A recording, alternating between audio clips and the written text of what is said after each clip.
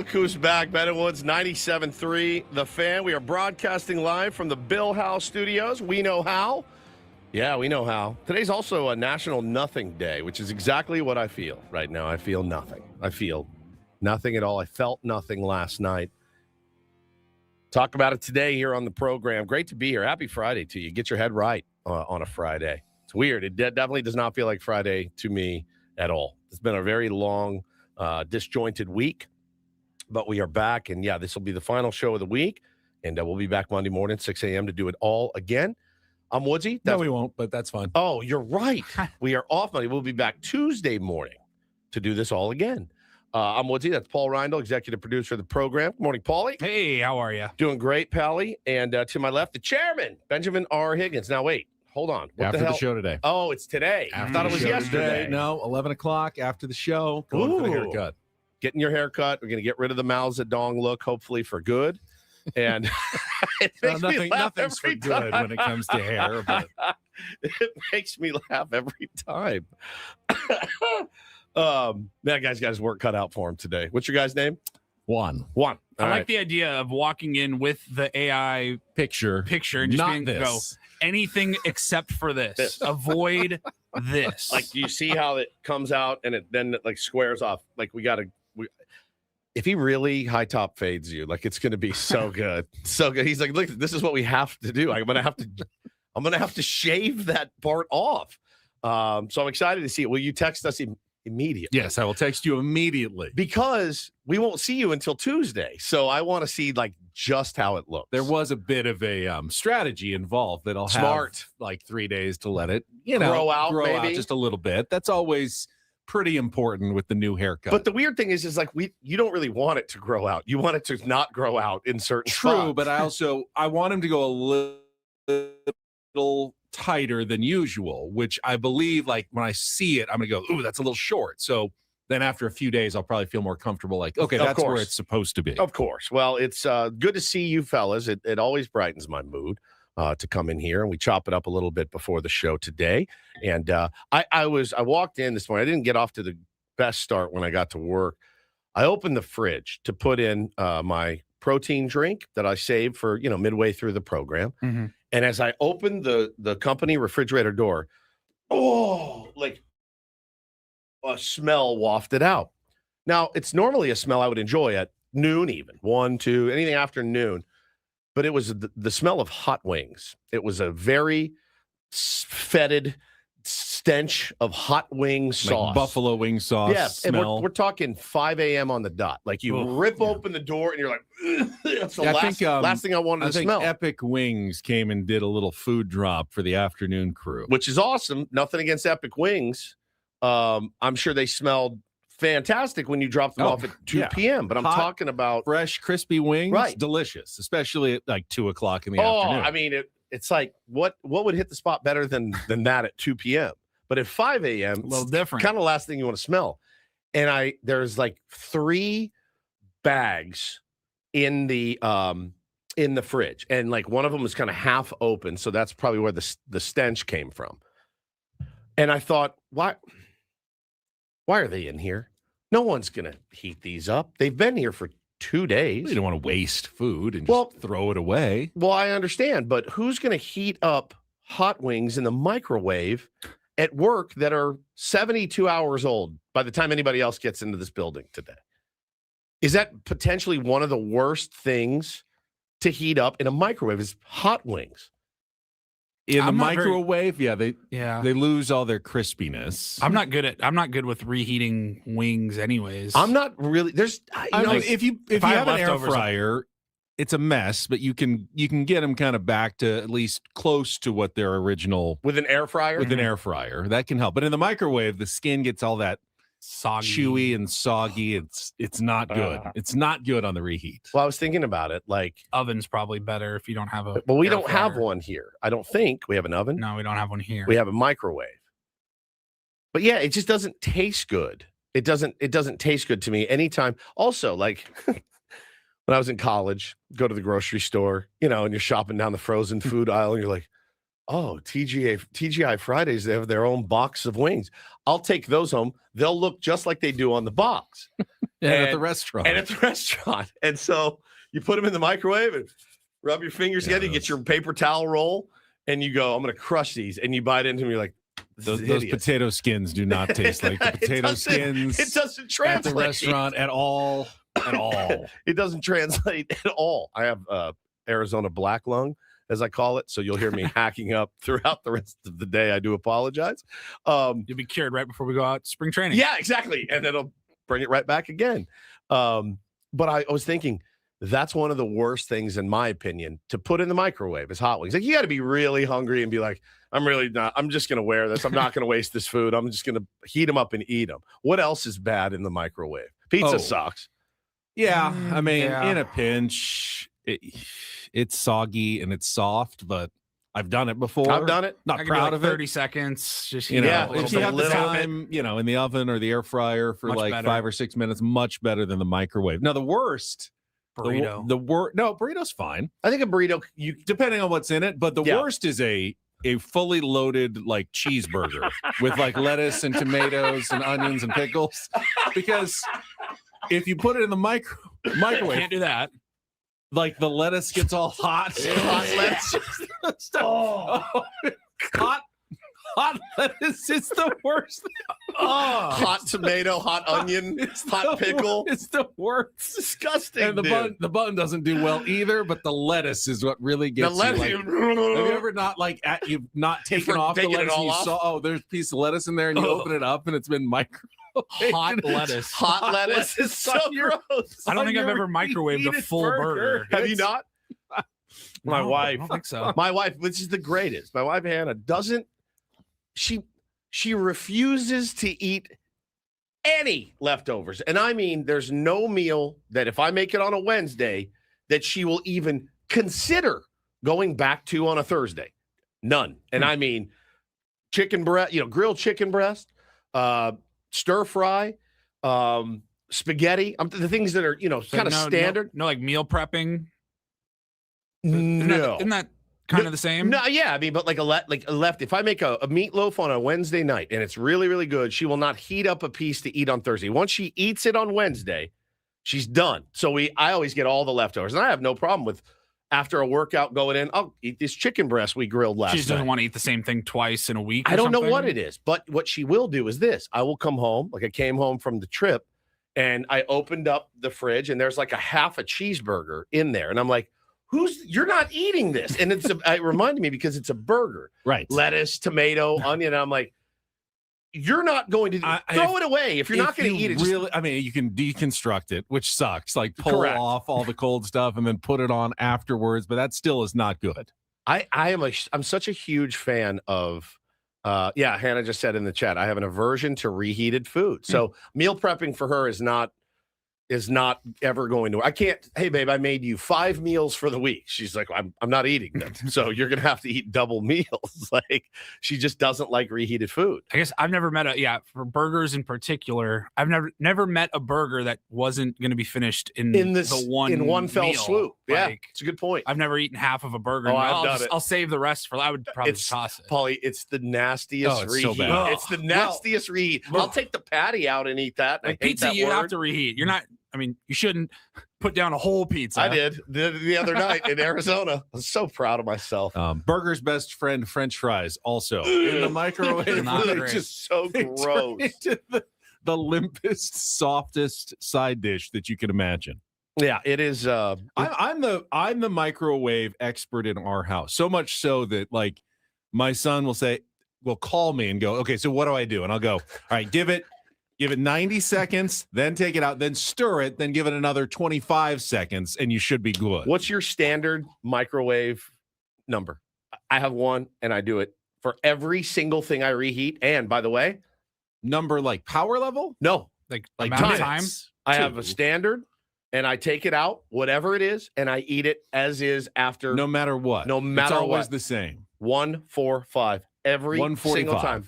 Anything I put in the microwave, I heat up for 1 minute. I just go 1, 4, 5 start. I walk away. It's kind of insane because everything needs its own time. It's not there's not one standard That's my time standard. for everything to be microwaved. Now, if I'm microwaving a burrito that says microwave for 7 minutes, I obviously follow that rule. But do I'm you have talking one of the microwaves that spins inside spinner. at least? Okay, because I love a spinner. Yeah, well, you need to have a Everybody spinner. loves a you spinner. need a spinner in a microwave. Yeah, 145, and I make spaghetti, right? A lot.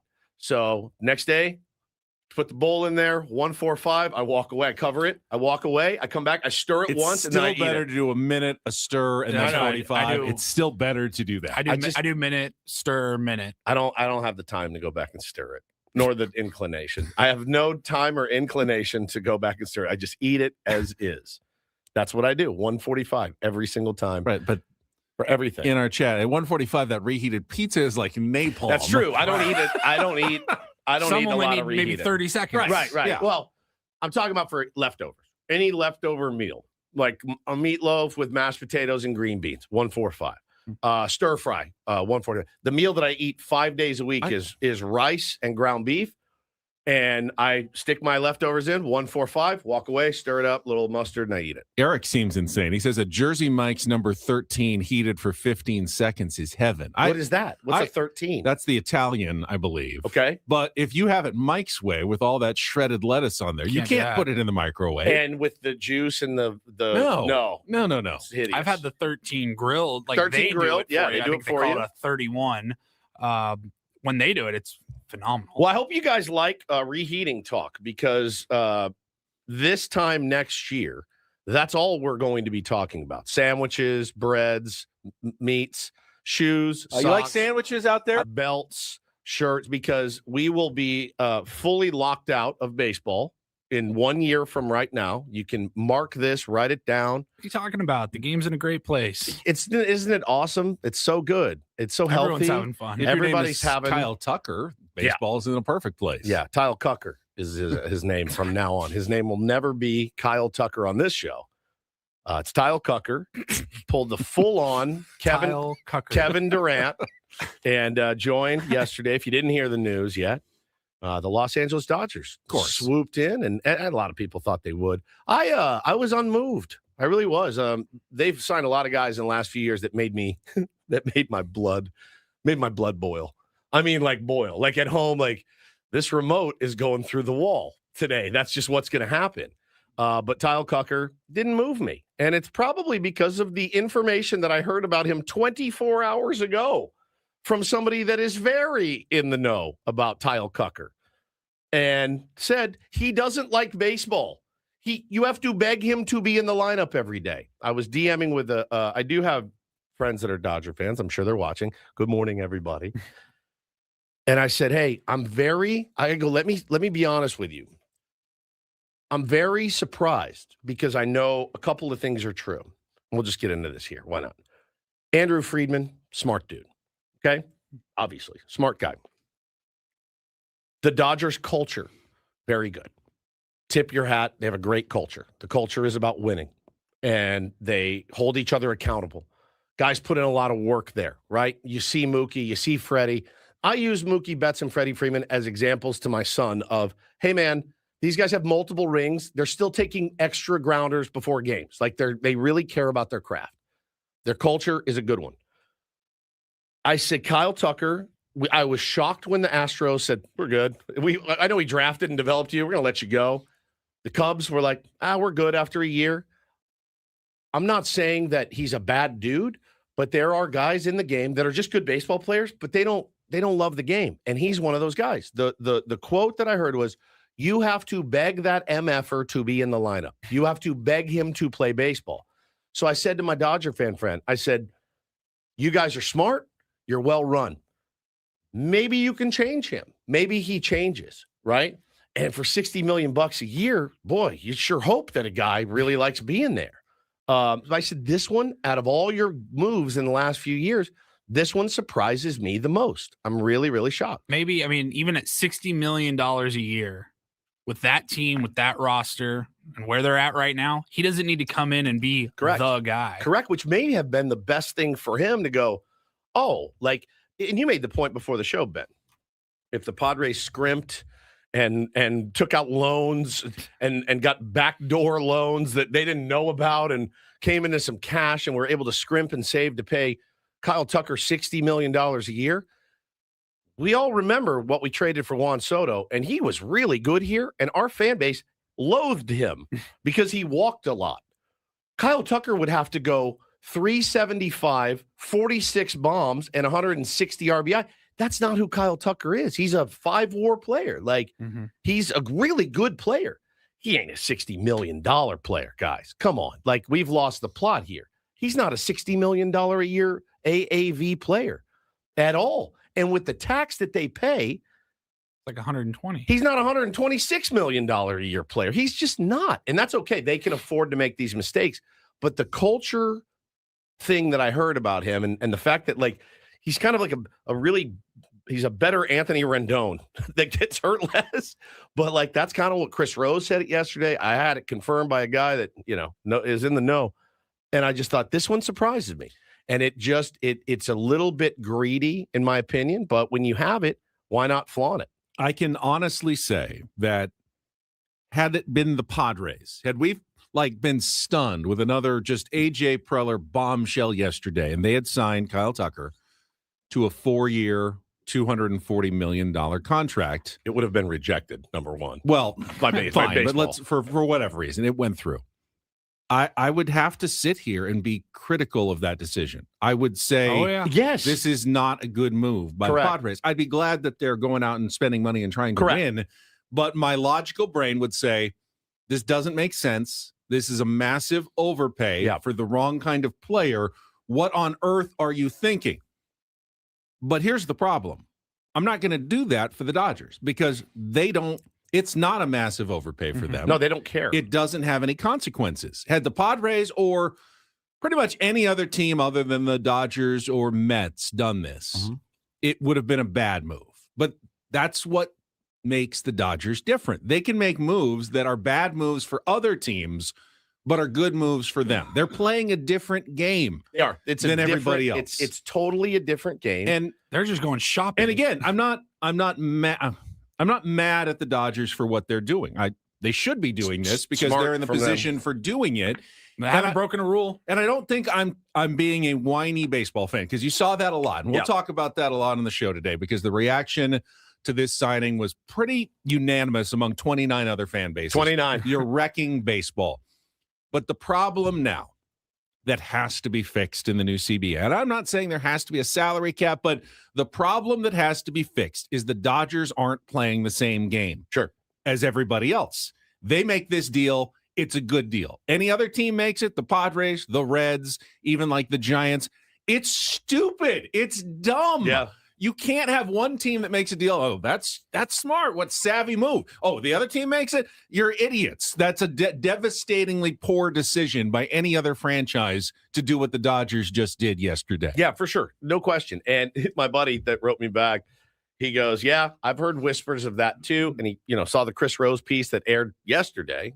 And he said, the thing is here, the plan. He can, because he was injured for a while with the Cubs.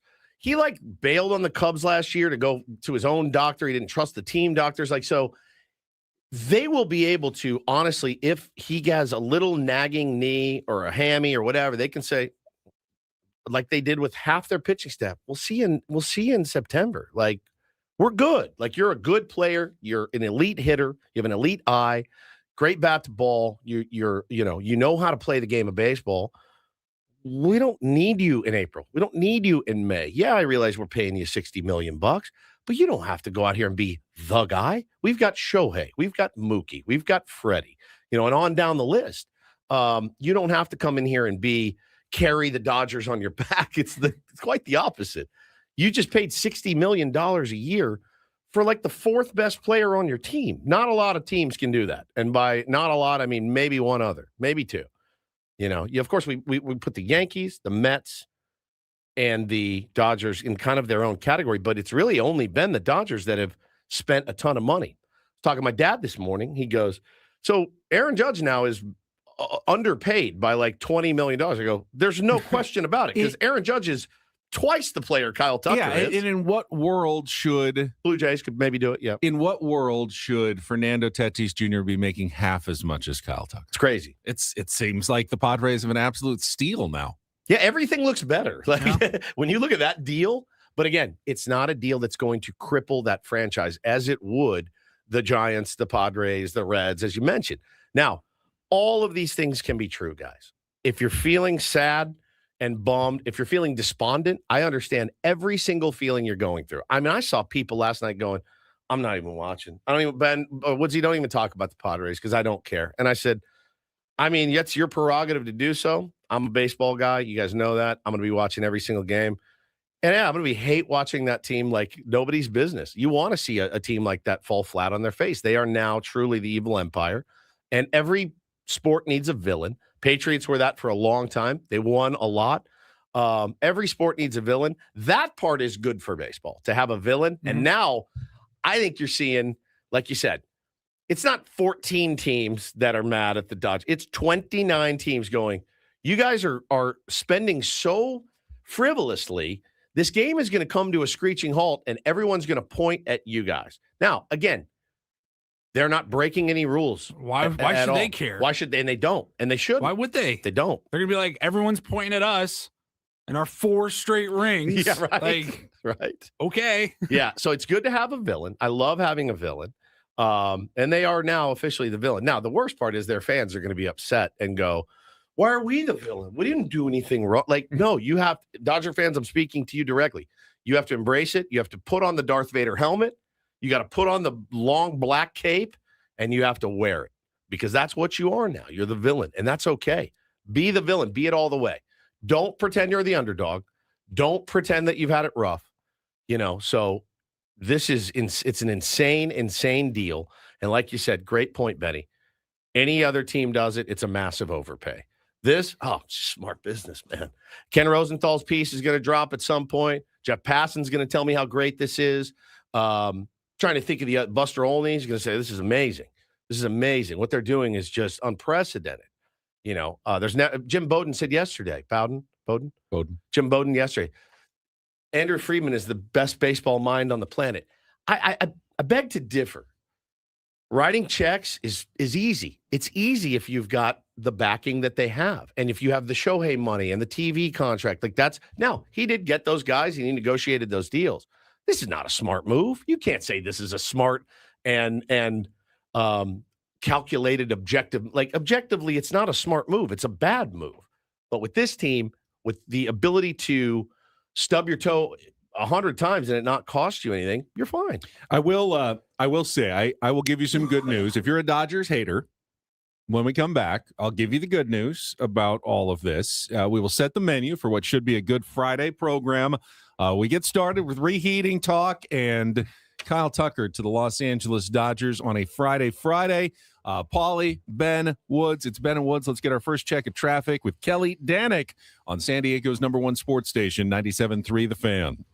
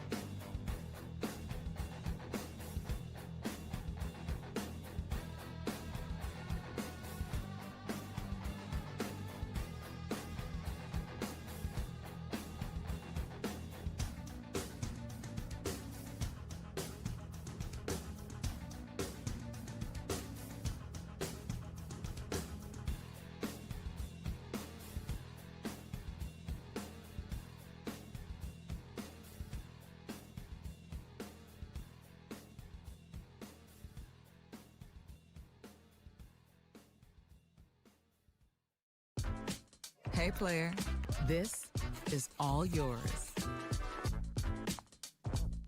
This room with this view. This speakeasy with this cocktail. Hey, could you make that too? This spa with this. Ah. And this pool on this roof. This is all for you. The all-new Hamul Casino Resort, now open.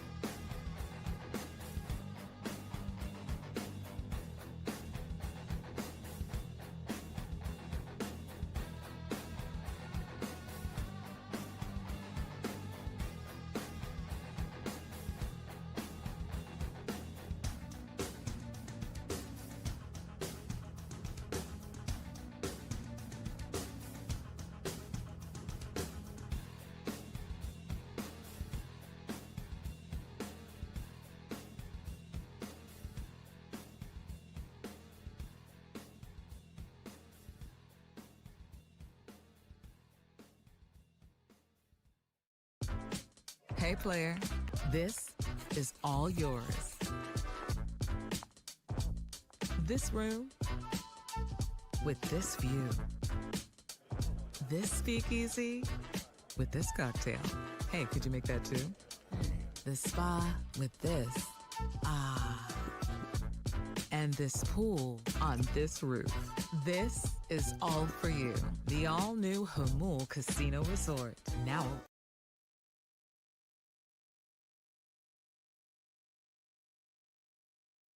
All right, I promised you some good news. So here it is, Dodgers haters. And this is absolutely 100% true.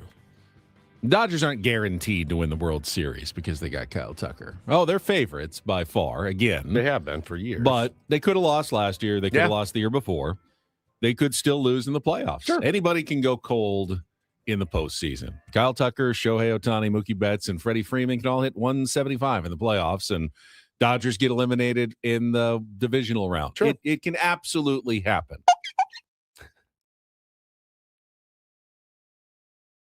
But I would say they're about a coin flip at least at this point now to win the World Series, which is a problem. Which is insane looking down an insane and major problem. It's insane in the month of January. Looking down the barrel of 162 regular season games. I mean, again, like if you're a Dodger fan, first of all, can we have an honest conversation? Honest, just an honest, true from the soul. If you're a Dodger fan, are you elated or are you a little bit embarrassed? Like, is it a little bit like an embarrassment of riches? You know, we've all overeaten before. We've all spent too much money out at a night at a bar. You had a great time. But you woke up the next morning and you go, oh man, it's a little bit. I went a little bit gluttonous. Or are you just I think they're elated right now. Pants off. Things helicopter. could change in 6 months. Things can absolutely change. I think right now everyone's elated. Yeah, and, I think we were all elated when we signed Xander Bogaerts. We were. were. Like, we didn't need him, but we'll take him. Yeah. F all of you. True. And here we are. It's true.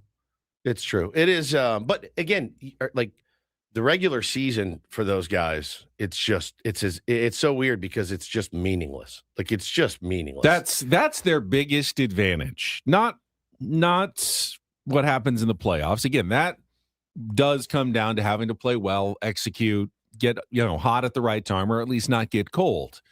But there's no team in baseball other than the Dodgers that is immune to the regular season. They can have any number of injuries, and they will be able to overcome it. Oh, yes. It doesn't really matter. There is, I mean, I don't deal in absolute 100% in sports. Yeah, it's hard. But the Dodgers are already like 99.9% to make the playoffs this year. Yeah. And in baseball, you don't see that at the beginning of the year. A great team should be like 85% chance to make the playoffs at the beginning of the season. But, you still have to deal with the potential of injuries. Guys have down years. And if that happens, well, we like the Braves last year. We thought, the Braves. Thought the Braves were going to slay last year. No, they didn't. They missed the playoffs because any team in baseball can have a bad season and miss the playoffs, except the Dodgers. Yep. There's no chance. There's almost zero chance that they miss the playoffs, which is the biggest advantage you can have. You're already in the tournament before you've played a single game, which means, as you've alluded to, Woods, that Andrew Friedman and Dave Roberts can plan their season that way, knowing we don't have to fight. We don't have to worry about a lull in June and July potentially costing us the postseason. We can make every decision geared toward making sure we're at our peak when October arrives. Other teams can't do that. Padres would love to sit Manny for 40 games and Tatis for 30 games and not use, Joe Musgrove for 80, 90 innings during the regular season. They would all be fresh. The Padres would be geared up for the playoffs, but they wouldn't be there. They might be 15 games out of a playoff spot if that happens. They wouldn't be in October. They'd be geared up. They absolutely could win the World Series if they held out their guys and had Joe Musgrove fresh and they had, Nick Pivetta and Michael King all backed off on innings in October, and Manny was healthy for the first time at the end of the season because they only used him for 92 games. Padres could be absolute dominant in October, but they wouldn't be there because they don't have enough of a team behind those guys to get to the playoffs if they don't use them all season. The Dodgers do. They don't have to use their players all season long to get to the playoffs. It's the biggest advantage any baseball team has ever had, probably in the history of baseball, is they don't have to deal with the grind of 162. No, they really unless they choose to. Right. I mean, Shohei chooses to put his numbers up. Yeah. Honestly, they probably have those conversations behind the scenes. Shohei, we'd love you to play 120 this year. And he wants to put up his numbers and he wants to be in there and he's just DHing and pitching, but they don't have to. They don't have to play any of those guys that much. And that's a huge advantage for the Dodgers. You feel kind of dumb almost looking back like at the last season and being like did they play bad during the regular season, or did they just not care much during the regular season. I just don't. I think it was, I said it from April on. I said, they watch what they do. Watch what you guys heard me. I said it all the time. Watch what they do. But we got so excited in August when we caught them for the division and, had the division for one day, a 1-game lead. And it's just looking back on it, I don't know that I feel proud. I think when it was happening, I felt proud that the Padres were contending. But now I look back and go, the Dodgers weren't even trying. They were holding the door open for you. Right. Letting you walk in, essentially. And again, the Padres had a chance to do some damage. And that plan almost backfired. And I was talking to some guys at camp about this. And stay with me for a minute. The year before, when they made it to the World Series, they had 2 starting pitchers. And I thought to myself, man, Friedman and his ego not going out and landing, big guys at the deadline to help them win, that could cost them a World Series championship. And you can't waste a year of Mookie and Freddie. And this is your window. And you blew it. You didn't go out and get a starter. Well, what did they do? Dave leaned heavy and hard on that bullpen. Evan Phillips didn't pitch last year because how hard he went. Blake Trinan was ineffective last year because how hard he went, but they won the chip. They got the ring. Then they get to the deadline last year, and I said, they have to upgrade their bullpen. If they don't, they're dead. They're dead. They're going to be dead in the water. And they rolled the dice. And it nearly cost. They went out and got, who was the reliever they got? Stewart, maybe? I can't remember who it was, but it was a guy from the Twins. Yeah, and he from the Twins. He blew up, didn't do anything. And I go, this is going to cost them. His ego of not wanting to trade any prospects to bolster the bullpen, it's going to get him. What did he do? He pivoted to Yamamoto again and Blake Snell and guy and Sasaki stepped up in the postseason. Well, they had him buried all year, and they had that opportunity, that ability. This year, it just seems like this is how we do it. We just don't need to go nuts. Don't burn yourself out in April, May, June, July. Crank it up maybe a little bit August, September, and let's get hot going into the playoffs. But again, I don't think they're done yet either. Well, I really don't. And that to me is where I don't think this was the final straw. It seems like it in the moment because everyone is complaining about the Dodgers and 29 fan bases are united in their hate of this move and their hate of the Dodgers. But it will diminish in the next few days and we'll get back to the business of the offseason. When the Dodgers trade for Tarek Skubal, then everybody is going to lose their mind. And that discussion will not stop because that will just be a big middle finger to everybody else in baseball. That's our Joker moment when they trade for Tarek, right? Villain origin story. Yeah. I mean, and they're going to. I'm pretty sure they're going to. They have plenty of prospect capital. There's no reason for them not to. It seems like the Detroit Tigers are heading in that direction. They don't think they can afford him. They want to get something for him. So I don't know if it'll be before the season. It'll be during the season, but it's going to happen. I think it's going to happen. And that is the moment that everybody is going to completely lose their minds. You may even see guys like Buster Olney and Ken Rosenthal go, okay, this is too much. I don't think so. This is too much. I don't think so. It's weird, man, because I remember when Steve Cohen burst on the scene, Buster Olney got his, he was clutching the pearls. Hey, Steve Cohen's bad for baseball. They got to put a rein on this, and they created basically the Steve Cohen tax essentially because they didn't want him going crazy. None of these guys have ever looked at anything that this team has done, this team being the Dodgers, Ben, and said, every move they made, they're like, this is genius. This is Tanner Scott for $72 million. That's great. Didn't even pitch in the playoffs, but still a brilliant move. Michael Conforto on 1 year, $16 million deal. This is brilliant. Everything they do is lauded by the national media. And honestly, I'll say this. Until those guys start being honest and stop gaslighting all of us, telling us how great this is and how healthy it is, I don't think anything will really change. Now, what the Dodgers have done is very smart because we are heading to a lockout. They're going to get all their ducks in a row, smart, because they got the money to do it. They're going to get all their ducks in a row. Whatever hammer comes down in the CBA, all these guys are grandfathered in, and they won't be affected even a little bit. They really will not miss a beat. So it doesn't bode well. I'll just be honest with you. It doesn't bode well for other teams right now. But, 29 other teams all furious this morning about what the LA Dodgers are doing. And hey, man, I totally get it. Here's what we've got coming up on the program today. Obviously, this will be a major topic. We'll continue to get reaction on the Tyle Kucker signing to the LA Dodgers. Coming up at 7:30, Darren Smith is going to join us. First time, I believe, in 2020. Did we have him on? No, he first was time? in Peru. That's right. He was in Peru. Yep. He's back from his trip. I did see him yesterday out at SDFC at the Sharp Healthcare Performance Center.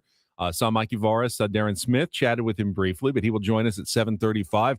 His starts on a new SDFC season and what he thinks of the Tyle Kucker move. All guests on Ben and Woods appear on the David P. Shapiro fan hotline. David P. Shapiro criminal defense attorneys helping good people regain control of their future when charged with a crime since 2010. Visit davidpshapirolaw.com. We have some new sound from Mason Miller. Padres ostensible closer going into 2026. We'll have that for you in our 8 o'clock hour. It does look like he is committed to the bullpen. All the talk about potentially moving to the starting rotation, you can pretty much stick a fork in it for now. Mason Miller will, in his own words, tell you why the bullpen is the place for him, at least in 2026 for the San Diego Padres. Have our regular features as well. Don't do this. Take on Woods. Movies, TV, or music at 8:20, plus our biggest fan contest and our Reindl Report at 9 o'clock, all going until 10 o'clock and wrapping up the week. So let's check traffic. And then Ken Rosenthal has weighed in this morning on the Tyle Kucker situation. Just posted his column. I'll let you know what he had to say. He's skimming like crazy. On the Am I gonna other be side happy of or traffic. You'll be sad on 97.3 The Fan. From the 855 Get Ross Traffic Center, protecting San Diego after accidents or injury, here's Kelly Danick. Traffic is brought to you by Valvoline Instant Oil Change. Great time to be out on the roads. No incidents, no accidents, no surprises, and really no brake lights. Yeah, if you're out there already, feels like you got the whole place to yourself. We still encourage you to please keep your speeds down. Be extra alert. New year, new goals. Start with your car at Valvoline Instant Oil Change. A fast oil change and essential maintenance checks help keep you moving into the new year. Check it off your list. Visit SoCalOilChange.com. Valvoline Instant Oil Change. Ready when you are. I'm Kelly Danick with Ben and Woods, San Diego's #1 sports station, 97.3 The Fan.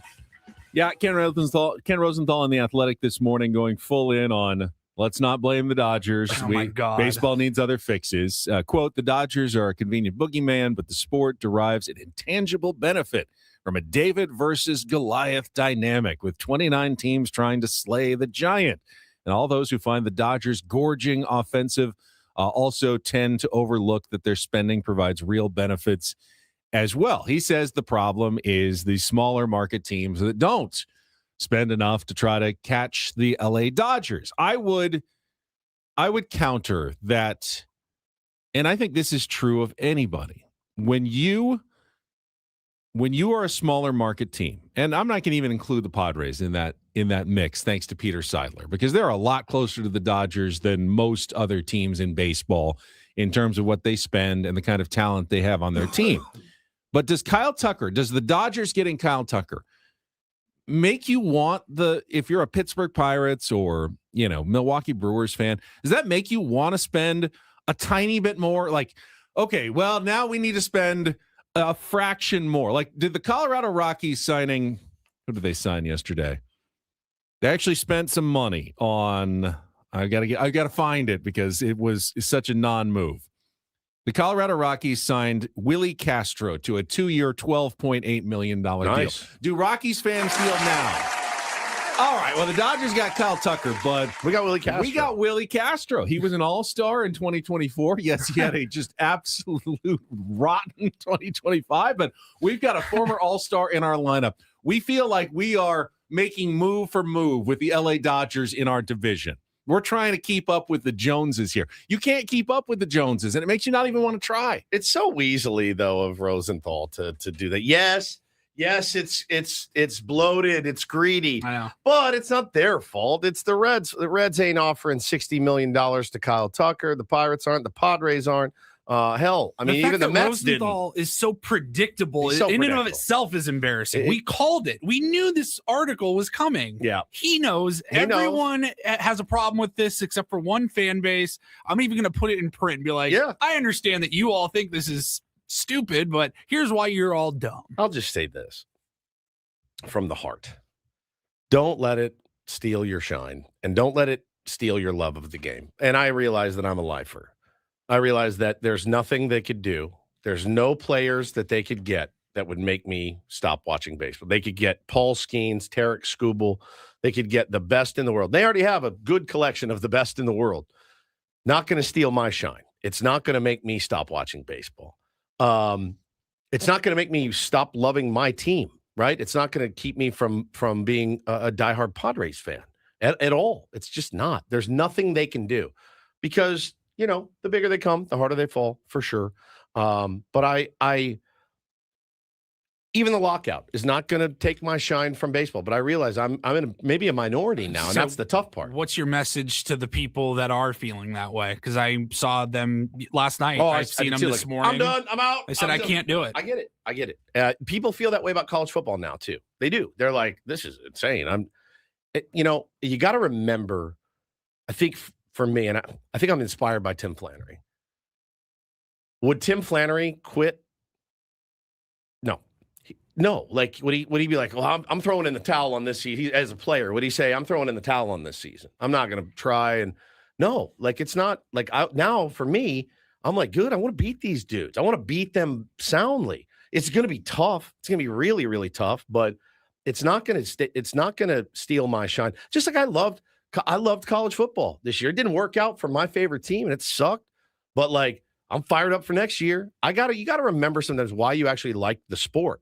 Why do you like baseball? Is it because of a guy's WXOBA, or is it because, oh my God, he just went into the hole and made that play and has this rocket for an arm, or he's so fast and the way he robs home runs? Like, I have to remember baseball in its purest form is just men against men fighting and battling it out to see who's the better person that day, the better team that day. That's how I always look at the game. Spending time with guys like that out there, it changes you a little bit, and you go, no, I want this challenge. I'm into it. Like, I want to beat these guys, and really, as a Padre fan, I want to see these guys fall. And Rosenthal writes, too many clubs, large and small market alike, take a defeatist approach, preferring to lament baseball is broken rather than figure out how to prove it isn't. The Padres aren't one of those teams. The Padres have never, under Peter Seidler, have never taken a defeatist approach. They have always done their darndest to take down the Dodgers. They haven't gotten there. I mean, 2022, they beat them, but ultimately they haven't gotten where they want to go, but they did not take that attitude. They decided we're going to spend more, we're going to shock people, and they got criticized for it by people like Ken Rosenthal. You just get them both ways. You get the Padre, you get teams for not spending, and then you say the teams that do spend are doing so unwisely, and that's you can't do that in a small market. You've got too much debt. You're not complying with debt service rules. You're hitting them on both sides. Whatever the Padres do is going to be wrong. You're spending too much. You're not spending enough. You're not trying to compete hard enough. You're trying too hard to keep up with a team that you can't possibly keep up with. It's a double-edged sword. And, the Dodgers are also, and he mentions this as well, the Dodgers are awash in money, he says, because of Shohei Ohtani. 100%. Yeah. And money that is not available to any other team. It's not just the deferrals that, they'll pay him down the road using Klarna. No, they make so much loot. It's the perfect storm. It's the perfect storm. That once in a generation where everything comes together. They're smart. They're have rich. The best TV deal. They signed the perfect player at the right time, who's a unicorn. There's no other Shohei Ohtani's available, and they have him. Yeah. And they have almost exclusive access now to the Japanese market. You go to Japan, everybody's wearing Dodgers. Everybody's spending money on the Dodgers in an entire other country that's baseball obsessed. Mm-hmm. And there's very few money being made by any of the other teams. It's the perfect storm. Yeah. And then they're re-putting that into their team. Hey, how did that end for those guys in the perfect storm? Not great. Unfortunately, the other 29 teams are the guys on the boat. And yes, the Dodgers that's are exactly right. It ended really well. This is awful. It ended well for the Storm. The Storm did great. The Storm did really well. The Storm did so well in that. They're the Storm. They're the Storm. Guys, we're John C. Reilly hanging on to we're the on door. We are on the Andrea Gale right now. Baseball is on the Andrea Gale. The Dodgers are the Storm. And it's God, it's a great movie. I mean, look, are you going to be fired up for opening day? Yes, I'm going to be elated for opening day. Baseball is my entire life, heart, and soul. I hate these guys with the passion of 1,000 suns. I hope they trip and fall, and it will be so embarrassing if they do. Like you said, Benny, a coin flip to win the World Series in January is insane. It's insane. It could always come up tails. Hey, tails is a possibility. Tails is a possibility. I want to get into more specifically. How does this move affect the San Diego Padres? Sure. Like, in what ways does the Dodgers acquiring Tyle Kucker impact the Padres directly? Talk about that coming up next. Hour number 2 of Ben and Woods on a Friday morning on 97.3 The Fan.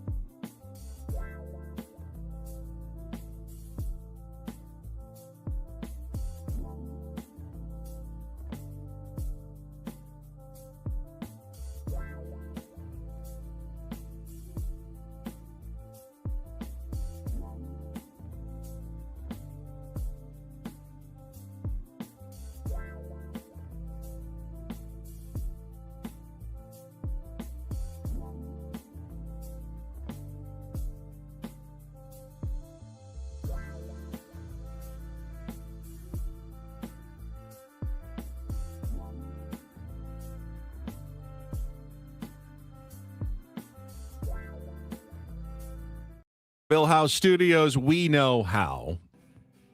And I would say there are 4 teams in Major League Baseball that are affected even worse by the Dodgers spending the last few years. Every team in baseball right now is mad that the Dodgers signed Tyle Kucker to a 4-year, $240 million contract.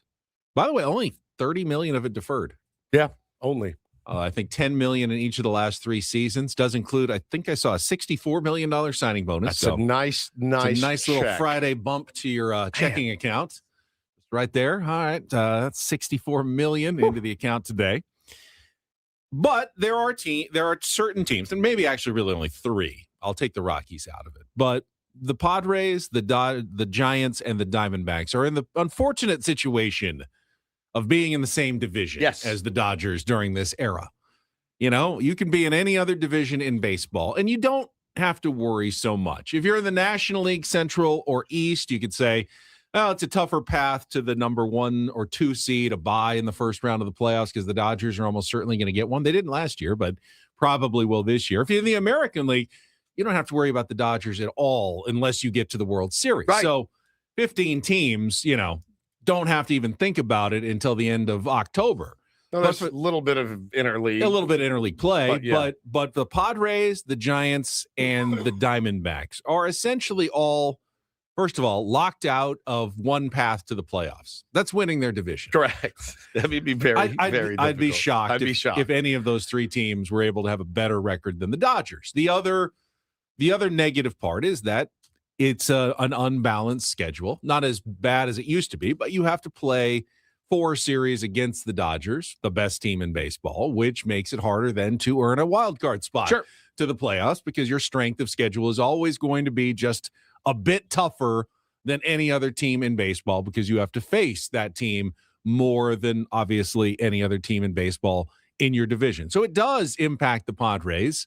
And there's nothing they can do about it. They just happen to be in the same division as a team that is going on an historic run that is spending at unprecedented levels and is showing no signs of slowing down anytime soon. Yeah, the Dodger fan was in the chat earlier. And was, well, explain how we have the best farm system in baseball. And I said, well, you never have to trade any of your prospects, like ever. Like that's part of it. It's a huge part of it. You don't have to use those guys as capital to get players with 2 years left on their deal to come and try to win a World Series for your team. But now what you're able to do is just sign mercenary after mercenary after mercenary after mercenary.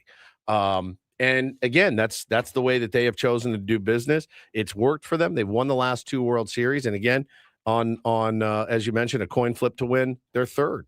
It's it also never gets pointed out. It always gets pointed out how close the Dodgers were to losing the World Series the last 2 years, and that's pointed out by the Ken Rosenthals of the world, who want to argue there is parity. that baseball doesn't have as big of a problem. What's never pointed out is that in reality, the Dodgers probably should have won 2 or 3 more World Series over this run. Yeah, I mean, it was kind of our calling card to make fun of Dave Roberts for continuing to blow it every year. If they hadn't completely, stubbed their toes in a couple of those postseasons when they were the favorites going in and fairly dominant favorites, then what would we be saying if they had not had the poor Dave Roberts managed, playoff runs that ended in shocking eliminations early? If they had won 5 of the last 6 World Series at this point, what would the conversation be like today? And now they're adding Tyle Kucker. They already signed the best relief pitcher in baseball. Yeah.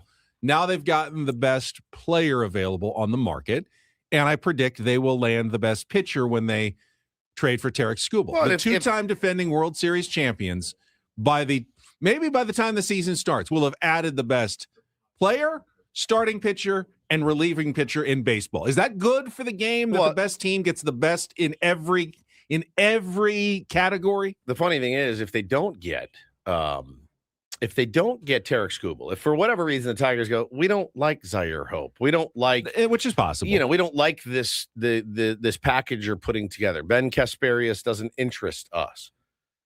they can go, all right, we'll just sign Framber Valdez. I mean, they really could. They could just say, hey, Framber, we'd love you. We want a left-hander. You're a left-hander. You're very, very good as well. That's still on the table because Framber's has not signed anywhere either. But yeah, it's really, really interesting. I will give Dodgers ownership credit, especially for one thing, though. No one would have been mad if they didn't sign Kyle Tucker. Correct. And they still would have been World Series favorites. Correct. And they would have, because, again, they're paying the luxury tax this year every year on Kyle Tucker. So, essentially, that's $120 million that they could have pocketed instead and still had the best team in baseball. Yeah. But they are saying, you know what? I don't need to keep that $120 million. Let's do this. I will give them some credit for that because I think the temptation, if you're an owner and no one's going to be mad if you just pocket that $120 million. If you just run it back and after adding Diaz and maybe a couple other little pieces to help round out the roster, give you a little more depth. And I don't even know how much better Kyle Tucker makes the team. Yeah, I mean, he's a good player, but they're already so good. It's it's fractional improvement at this point. And you're spending unbelievable gobs of money for fractional improvement on the already best team in baseball. Yeah. I'll tip your cap on that because even though it's a consortium of Guggenheim partners that are phenomenally wealthy, $120 million is still $120 million that they could a season. Yeah. That they are paying. Yes, not all to Kyle Tucker. Some of that goes to the Major League Baseball revenue sharing. Some of it goes to the players' retirement fund. That's where luxury tax money goes eventually, but it is coming out of the Dodgers' pockets. The Dodgers owners are paying that money, and they probably didn't really have to. It's not because of pressure from their fans that are saying, yeah, we're not going to show up unless you sign Kyle Tucker. I mean, wait for attendance to plummet at Dodger Stadium. No, they had no external pressure to do this. This is all just their desire to keep it going and keep winning. And I do admire that. I really do. It's something. It is something else. Greed is one of the 7 deadly sins. And it hasn't bitten them yet, and you got to think that it will at some point, but I don't know. I mean, the worst kind of greed would be then just to take all their money and correct. It's a different kind of greed. This is a different kind maybe of greed. This is gluttony. This is gluttony. Gluttony. Yes, you think this is gluttony. It's gluttony. Exactly. So I don't know, man. I'm again, I wasn't super moved. I just based on the stories that I heard about Kyle Tucker. I mean, again, he could get in there and they could say we can fix him. We can fix him. Yeah, he's a little bit rough around the edges, maybe this, that, the other, but he comes in here. A not fixed Kyle Tucker is a really good baseball player. Exactly. Even a Kyle Tucker that plays 120 games is still a guy that you want to have. Now, again, $60 million a year with the tax 120, pretty nuts. Oh, it's insane. Yeah. It's insane that they're paying that much. Would it have been less if Kyle Tucker had gotten that 7 or 8 year deal that he wanted? Yeah.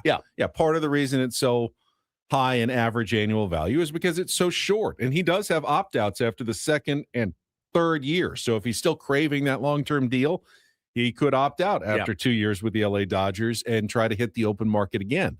But for now, I mean, he's actually by present value dollars, because so little is deferred, it's the biggest per year contract of all time. Now, Shohei gets more, but so much of it is deferred that the value of his contract is actually per year lower. This beats Juan Soto's and is now the highest individual contract of all time on a per year basis. I think if you're a Met fan, you're in a bit of shambles right now. I think Blue Jays probably felt they were in on him. I think they made a long-term offer to him, but Steve Cohen wanted to throw money at Kyle Tucker to get him in there as well. They did. They offered him $55 million a year. Yeah. They offered what they probably thought was a ridiculous sum, and they got beaten by $20 million by the Dodgers. Crazy. Yeah. Absolutely crazy. If you're Steve Cohen today, what is your pivot? Because you have to pivot. Cody Bellinger? Is it Cody? But the Yankees are going to also be pivoting to Cody Bellinger. Is it using some of those prospects and going to Detroit and saying, we need Tarek Skubal, we need him right now. We'll eat all of it, the rest of it, and we have the money and we have the prospects that you want. We have arms, we have young arms. Tarek Skubal solidifies their rotation. They do need to pivot. I think if you're a Met fan, you're screaming for a pivot today. It is, and it would be 100% reactionary move. Also a great one because it's Tarek Skubal. But I do think you have to pivot today. I wonder how the arbitration hearing will impact Tarek Skubal trade talks, because if Tarek Skubal wins, it's a little less leverage because there's a bunch of teams that can't absorb a $32 million contract. But if the Tigers win and he's only making, what do they offer, like 18, 19 million? All of a sudden, Tarek Skubal becomes a one-year rent, a very palatable one-year rental in which a lot of teams would offer major prospect packages back for. So do the Tigers wait and see if they win that and are in an advantageous position, or are they afraid that if they lose, they'll lose some of their leverage in trade talks and it'll only be the big money teams that can take on an extra $30+ million in salary at the last minute before the start of the season? Yeah. It's surprisingly few teams that can do that and go, oh yeah, 32, we already had our budget set, but we're going to add 32 million. Dodgers, Mets, Yankees, very few other teams would be able to do that. At 19, though, there's probably another team that seems, we can stretch our budget for Tarek Skubal if they would trade him to us. Yeah. So that'll be an interesting dynamic next month when they go to the arbitration hearing. It's wild, man, to sit here today, January 16th, and go, all right, it's wild card or bust for your San Diego Padres and your Arizona Diamondbacks. A wild card is really what you're gunning for right now, and that's okay. Maybe it helps, going into the season going, yeah, this is what we're shooting for. We want to get to the dance, and as we've seen, anything can happen. Well, and you can win the World Series as a wild card, but you can also have to play a 3-game series against the Cubs that is low scoring and comes down to a game 3, and you don't quite get it done, and you never really get the opportunity. That's why a bye is so big. I think people downplay the bye because teams have lost in the first divisional round after they had the bye, and they go, oh, they're rusty and they would have been better off playing. You never are better off going to play a 3-game series, a dangerous 3-game series, because like this last season, you can lose that to another good team like the Chicago Cubs. So the Padres don't have an avenue to a bye. They've never gotten one, and they don't really have an avenue to get one at this point, which is always going to make their path more difficult than other teams' potential path to a World Series. Yeah. Milwaukee Brewers got a bye last year. Yeah. Because they were playing in a fairly weaker NL Central. The Dodgers keep that path from being really available to the Padres, the Giants, and the Diamondbacks. Well, as Joe Davis and Oral Hershiser said, that's why they play the games. Still got to play them. Still got to get through healthy. Still got to win them. No, they said that about the Padres. Yeah, I know. But I'm saying it about the Dodgers now.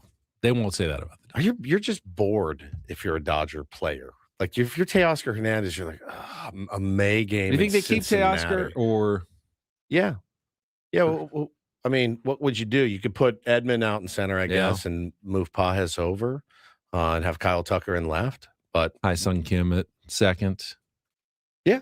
I mean, you could. There was talk about a potential Teoscar trade at some point, and then you get a little younger and prospects that you can flip at the deadline for whatever you need. I wouldn't be shocked. Cody Bellinger's still out there for him too. If they traded Teoscar still, but all right, we'll take a timeout. We can revisit this topic a little bit later. We'll certainly discuss it with Darren Smith at the bottom of the hour.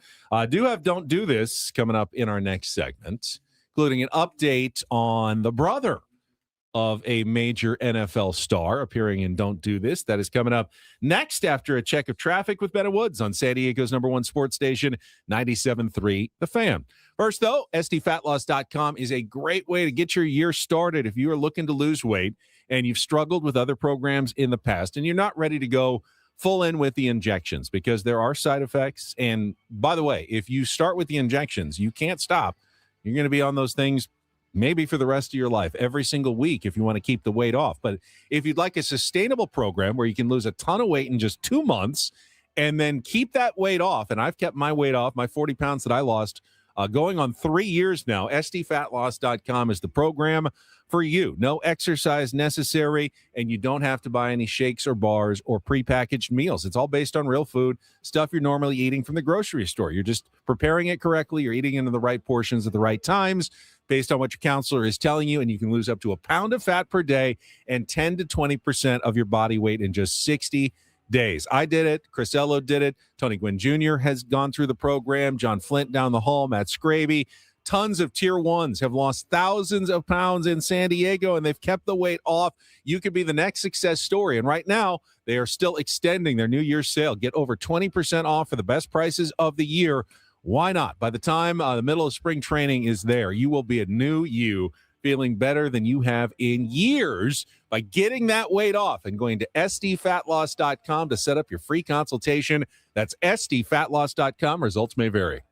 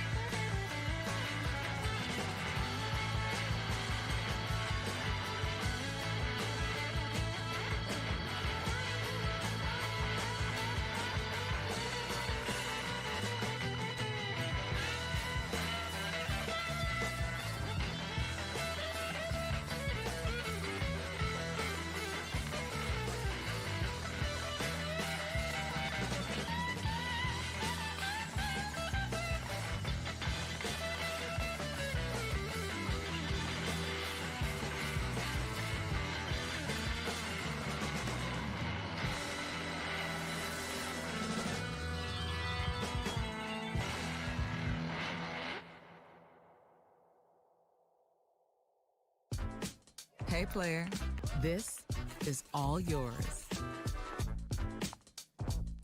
This room with this view. This speakeasy with this cocktail. Hey, could you make that too? The spa with this. Ah. And this pool on this roof. This is all for you. The all-new Hamul Casino Resort, now open.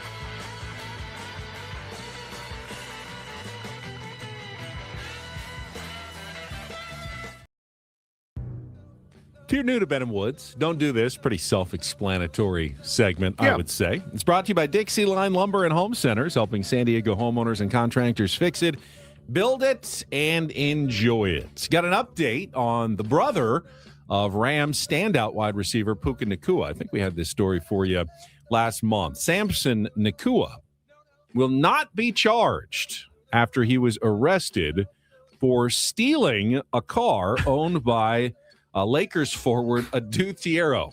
Now, here's why he won't be charged, and this is fascinating, but I have questions. Apparently, Thiero's car is the same make, model, and color of his brother Puka's car, and Samson just thought he was borrowing Puka's car, when in fact he was stealing Thiero's car without permission. Keys in it?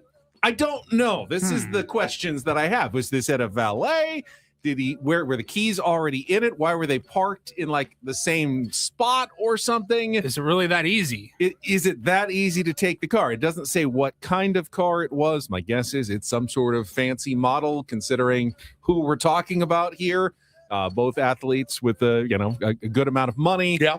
So I still have questions, but according to ABC7 in Los Angeles, Samson Nacua will not be charged with grand theft auto here. Well, that's it turned good. out to be a fairly honest mistake. Have you ever? I have opened Stolen a car? No. I have, even I have with all my trouble. I've never stolen a car.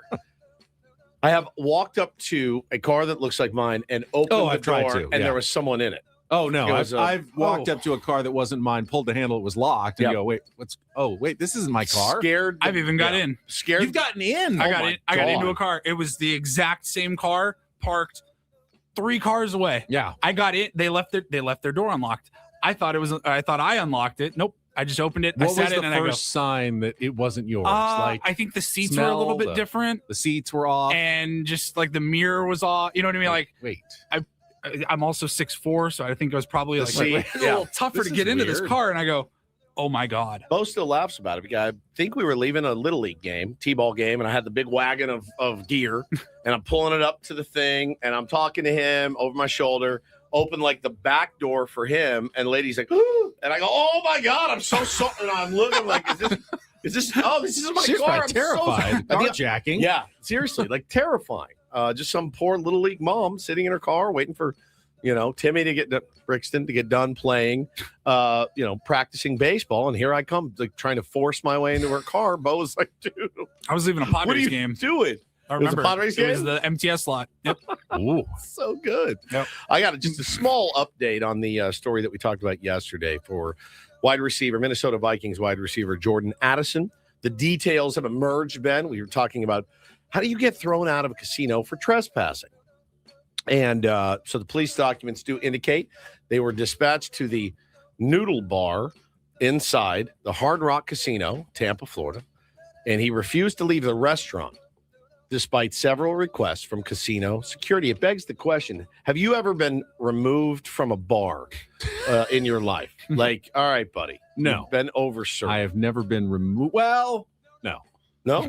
I mean, I've been so tired that I kind of nodded off at a bar, and This guy is on like, heroin. Can we get him out of But here? they knew me, and they knew, well, he just gets up really, really early in the morning. He's not drunk. He's just really tired. You've fallen asleep at a bar. I have fallen asleep. I've fallen asleep just about everywhere. That's you know. true. Yeah. So, Fell yeah, asleep at a red light one time. he did. Yeah, We in were- Arizona. We were in It the car was with him. still together. red. I know how long the Reds get. Had it turned green yet, Paulie? It's okay. It's okay Well, I had as to long as hit it's you still and red. say, wake up. I was terrified. It was our first spring training, I think. That was when we were staying way 40 miles out outside. at 40 the- minutes the away. Doo-Doo Curtains Doo-Doo Motel. And it Curtains was like Motel. a 40-minute drive on Bell Road just to get there. And it's just red lights, and there's no one on the roads, and we're just sitting there. That was our first spring training at the Fan. And if you don't know this story, our boss Adam, to save I don't know, $70 or so, put his morning show, who gets up insanely early, put us 30 minutes from the facility. 30. We were closer to Scottsdale than Peoria. It was in essentially a motel It shared a parking lot with Waffle House. and a auto shop, auto Like a body like shop. a Pep Boys or something. It was a Waffle House, Pep Boys, and then this dump of a motel. I walked into my room. There was feces on the curtains. Brown you didn't streaks test it. of feces. It was just brown streaks. You didn't test it. It's what it looked like to me. You opened up the window to like a dumpster. I had the dumpster. dumpster window. Yeah. I had this like awful rocky patch of dirt and I had one of those big brown fans. grass. Holly had a big fan in front of his TV didn't work. bed bug. I know there was bed bugs. I laid down on that bed and I went, I cannot believe we are here for like the next 5 nights. And it was horrific. It was a horrific experience. He hasn't booked any other trips since. And he never will again. It was such a dump. But at any rate, I digress. So he was removed. Again, hey, man, if they want you, he's obviously being, probably loud, obnoxious. Hey, you got to go. No, I'm not leaving. No, you got to go. I'm telling you, I'm not leaving. Bro, it's never going to work out in your favor. Just, I've been escorted out of a bar before. It's not good. All right, finally, a little do this for a Friday.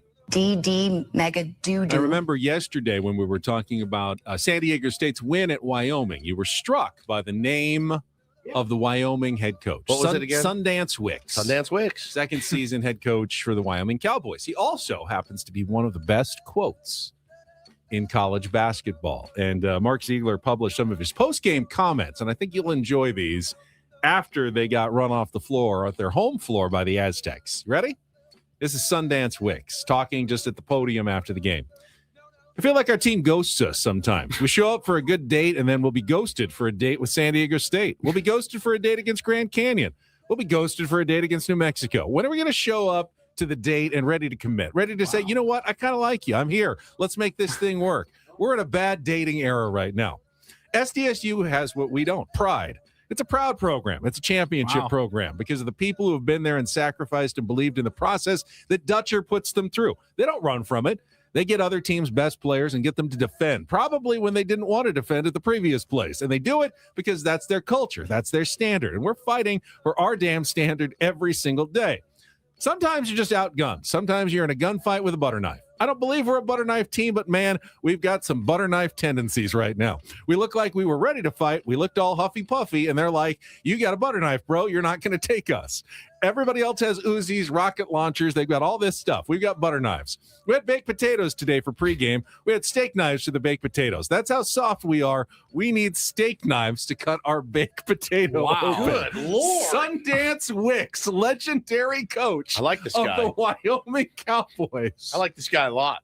Sundance Wicks is going to be going on to bigger and better things than Wyoming. I tell you that with quotes. Oh, like yes, that. no future whatsoever, because in the modern day, players are not going to want to play for a that's guy true. that calls them butter knives after every game. Yeah, and tell them how soft they are. It's so good. It's great. But is that not a legendary quote or not? What a rant. Yeah, I love that. That was amazing. I'm filing that away. I'm going to use that one. And that is don't and do this for a Friday.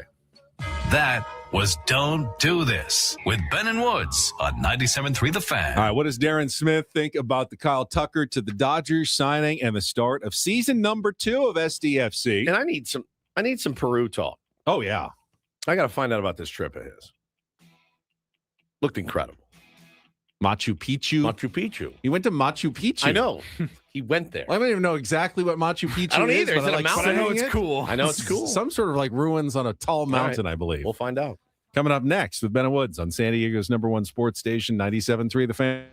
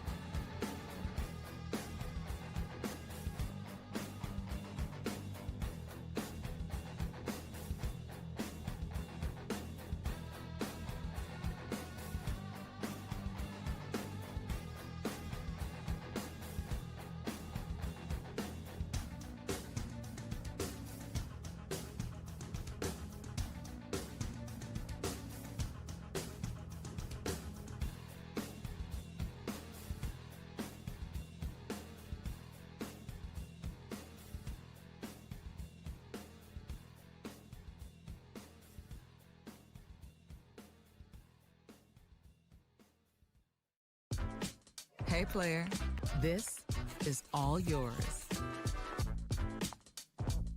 This room with this view.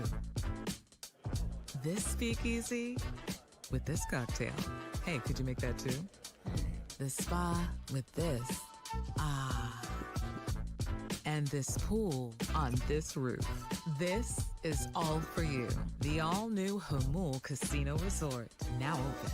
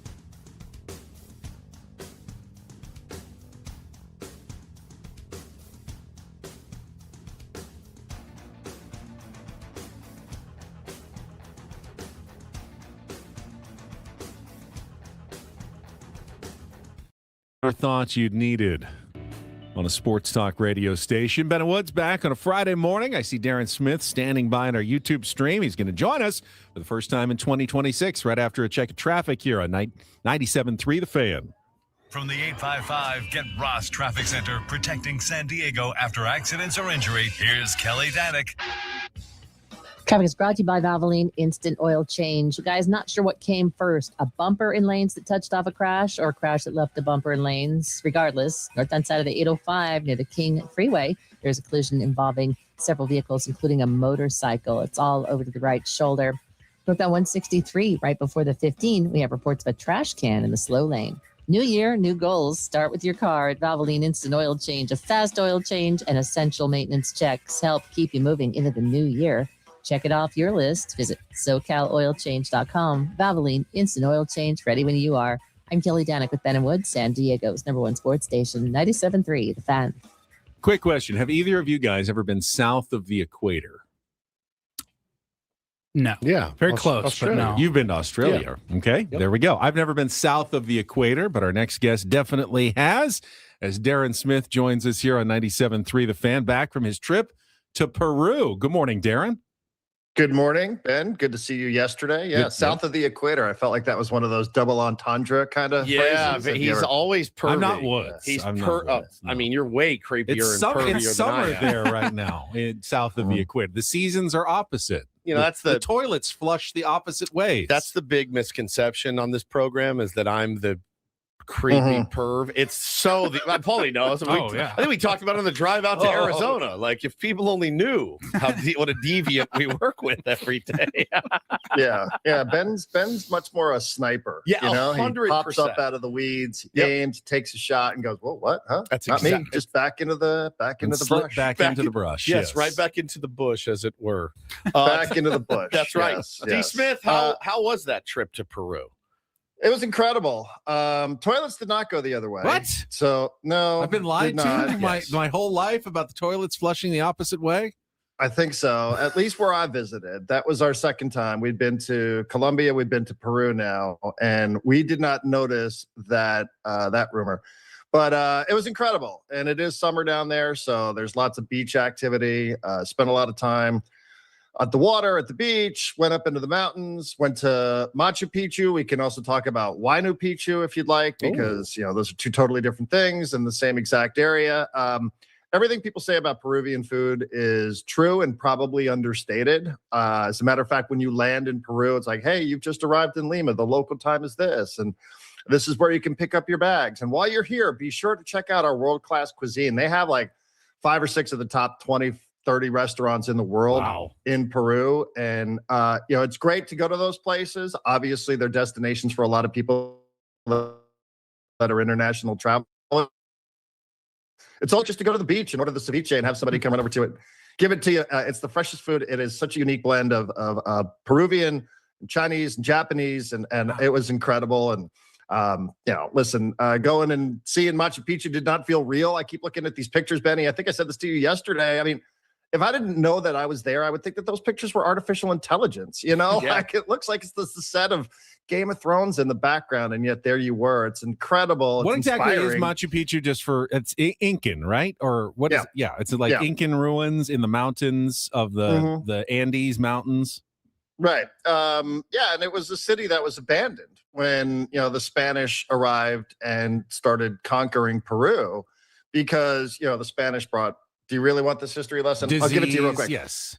Yeah. I mean, it was, they were bringing their religion there, and they viewed the Inca religion, their relationship with nature. They did not view that. They viewed that as sort of, hey, what's that all about? That's backwards, sacrilegious, non-cultured.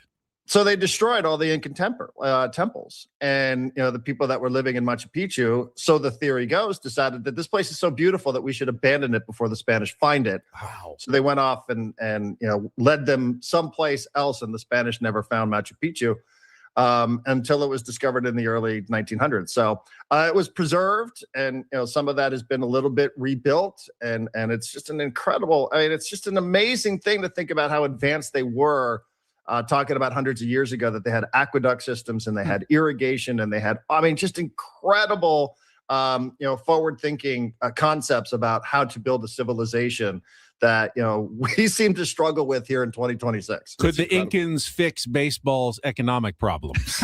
Well, they could certainly build a stadium that would last. I could promise you that. And they probably could, if you want to know the truth, because, the Incan economic philosophy seemed to revolve around equality and about barter and about everybody being on the same page. So, yes, they did have a hierarchy there, but they also believe that everybody should sort of be on the same level. So I don't know that the Incans would have been big fans of the LA Dodgers, if that's the transition we're looking for. That's exactly the transition. Everybody always appreciates your measured baseball takes. I mean, my wife told me last night, oh, Jeff Bastian just said they got Tucker. And I go, what? Oh, God. And I wasn't even surprised. And honestly, I was a little unmoved. I really was. He's great. He's a good player.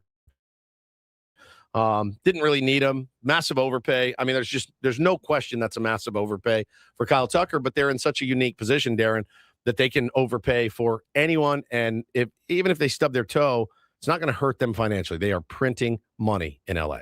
Yeah, I mean, I think that's sort of the question that I had too, as somebody who saw it and went, wait, what? I didn't realize, I guess like in an abstract way, you think that the Dodgers are going to be in on everybody, but I'm like, well, where does he play? Like, what? How does this work?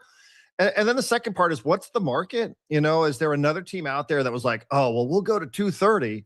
Dodgers are like, no, man, we got to get this guy at 240. Like, who did they outbid for Tucker? I don't know. And it just sort of seems like you said, and you said it perfectly, that it feels like an overpay, and it also feels like a luxury item, like something they just didn't need, just something that they wanted to do.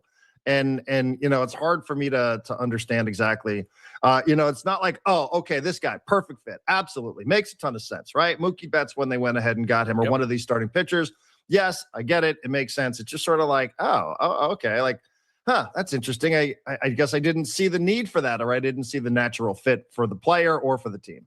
Talking to Darren Smith here on Ben and Woods. And I guess the toughest part for me, and maybe, Darren, you can help put it in perspective with the way you think about it, is I'm generally pro player when we're approaching a CBA. Like, yeah, I mean, the players are the product. They're the entertainment factor. I want them to be able to make a lot of money, but the player's stance against salary caps and adjusting the game of baseball, I don't think is good. And I don't want to have to cheer for the owners in the upcoming CBA you will, though. battle. You're going to. But I kind of feel like I have to, because the player's stance of, no, we can't make any adjustments to this, no, there can't be a hard cap in any sort of way, is just leading us down to more of this same Dodgers overspending, going to continue what they're doing. But a cap is anti-labor. I mean, it just is. It is. You can't say I'm pro-labor and still be in favor of a salary cap, in my opinion. Well, and I agree with all of that. And I've always been pro player as well, because I would like these owners to spend money. And, we certainly loved it when the Padres, relatively speaking, were outspending everybody in the league, right? So, none of us sat around feeling sorry for the Pittsburgh Pirates. In fact, we started shaming the Pittsburgh Pirates, and we started saying that's crappy ownership over there. So, we were part of that conversation not that long ago. Correct. It's not like we were always living in the world of the have-nots. It's just that that's generally the place that we've resided. So, we've had a taste of that, and we didn't go, oh, this doesn't feel right. This makes me feel dirty. This makes me feel like it's unfair, like it's inequitable. And what about the Marlins? Will anybody think of the Marlins? Nobody said that here. None of us. Please, will someone think of the Marlins? Marlins? Yes, and the Rockies, please. Come on, help out. We Dave. What are you probably talking about? did. You're enjoying Skip Soto Schumacher and was the Machado and manager. all these guys. Well, what about these poor? None of us said that. So, you do have to be a bit fair, but this does feel like, even the people that have been pro player and proponents and shamed and tried to publicly say that ownership should do more. Like, there has to at least be a conversation about a floor in the sport. Even us are like, I don't know. It feels like a lot. Feels like a lot for the Dodgers. And like, it's almost like, are they doing this deliberately? Are they doing this just because they're making a statement? It's just kind of crazy how much they're spending. Now, like, the luxury tax is a form of a cap in that, the Dodgers are now giving tens of millions of dollars to other teams in baseball. What are those teams doing with that money that the Dodgers are giving them? I don't know. And maybe that's a conversation that is less appreciated when we're just complaining about the amount of money that the Dodgers are spending. But I mean, it's just getting to the point where the public perception is so bad in Major League Baseball that it feels like this is inevitably going to result in another work stoppage. So, I hate to say that, but I don't know what other conclusion you can really draw at this point, because it doesn't seem like all of us that have sang the same chorus over the years about these cheap skinflint owners that don't spend any money, it doesn't seem to have any effect on the general public and the opinion of the sport at large. Yeah, it's such a good point. And somebody in the chat made a good point. Our pal Keeping It Real said, MLB has played the fan. They pitted us against the players in an ugly divorce. They propped up the Dodgers to get the fans to beg for a salary cap. MLB played us. That's not tinfoil hat stuff, by the way. Mm-hmm. This is Rob Manfred's dream.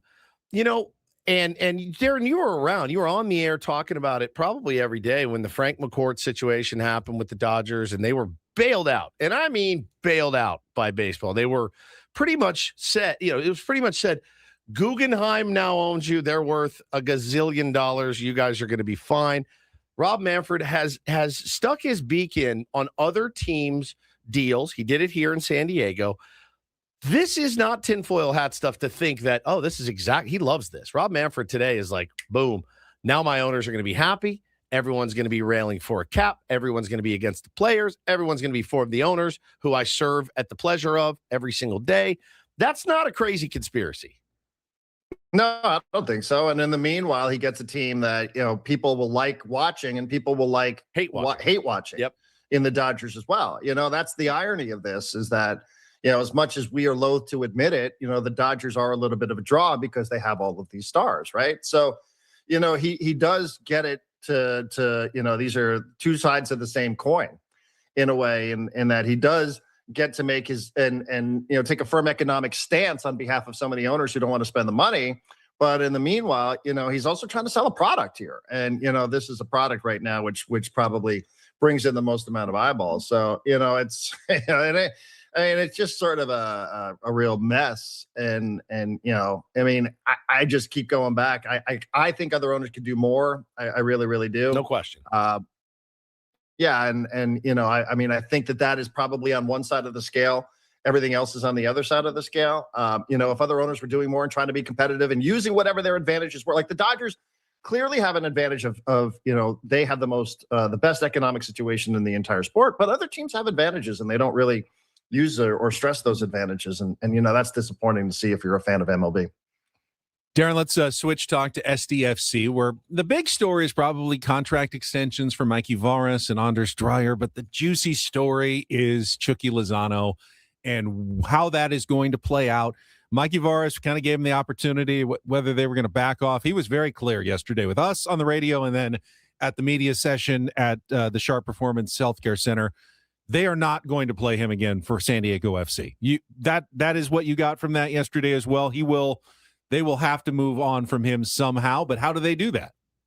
Yeah, I mean, it's now this is another standoff, right? I mean, we're talking about a morning of sports standoffs in that, you know, if the reports are accurate that he doesn't want to leave, well, you know, what sort of situation does that leave San Diego Football Club in? I was wondering if you would have said at the end of the year, you know, hey, what is your best guess? You know, what is your best guess as to what is going to happen? I would have said that these two sides probably were going to figure out a way to part. You know, then I'm in Peru and I'm watching Chucky from the facility taking selfies and stuff. I'm like, oh, okay, I guess we buried the hatchet there. And then the bombshell from Tyler. You know, it's hard to know exactly where this goes. It's you know, it's just unclear to me what sort of options Chucky Lozano has. You know, he seems to be indicating publicly through media that his only option at this point, the only thing that he wants to do is stay in San Diego. And it's quite clear. You mentioned Mikey yesterday with you guys. Oh my God. At the podium, even Anders when he was speaking subtly, you know, none of the players want to, you know, come out, but he's like, yeah, like it was fun while we did it, but now we're going to be working with somebody else. And he just said it so definitively. It's like, they've all moved on. They have all moved on from this. And, you know, there are timelines now because this window, I don't have the exact date, but this window is closing pretty soon. And if Chucky has any desire to play in the World Cup this summer, he's got to get going to another squad. And the alternative is that SDFC is going to be on the hook for a lot of money here. You know, is that something that they're willing to commit to, that they would just be willing to pay this money because he does have a contract? You know, you cannot just release this person.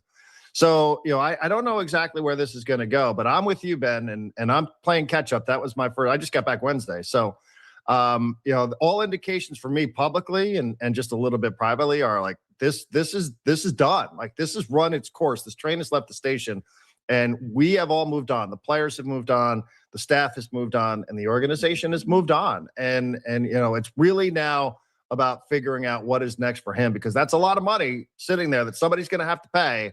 And you know, it certainly seems like if you're willing to draw this line in the sand like SDFC has, that you probably are willing to commit something financially to realize that this isn't going to move forward. But I think they'd really rather somebody else pay the bill. It's crazy, too, because I went back and listened to the interview we did. I was so impressed with Mikey Varas. You rarely get that from a manager, coach, front office. Rarely in sports, if ever.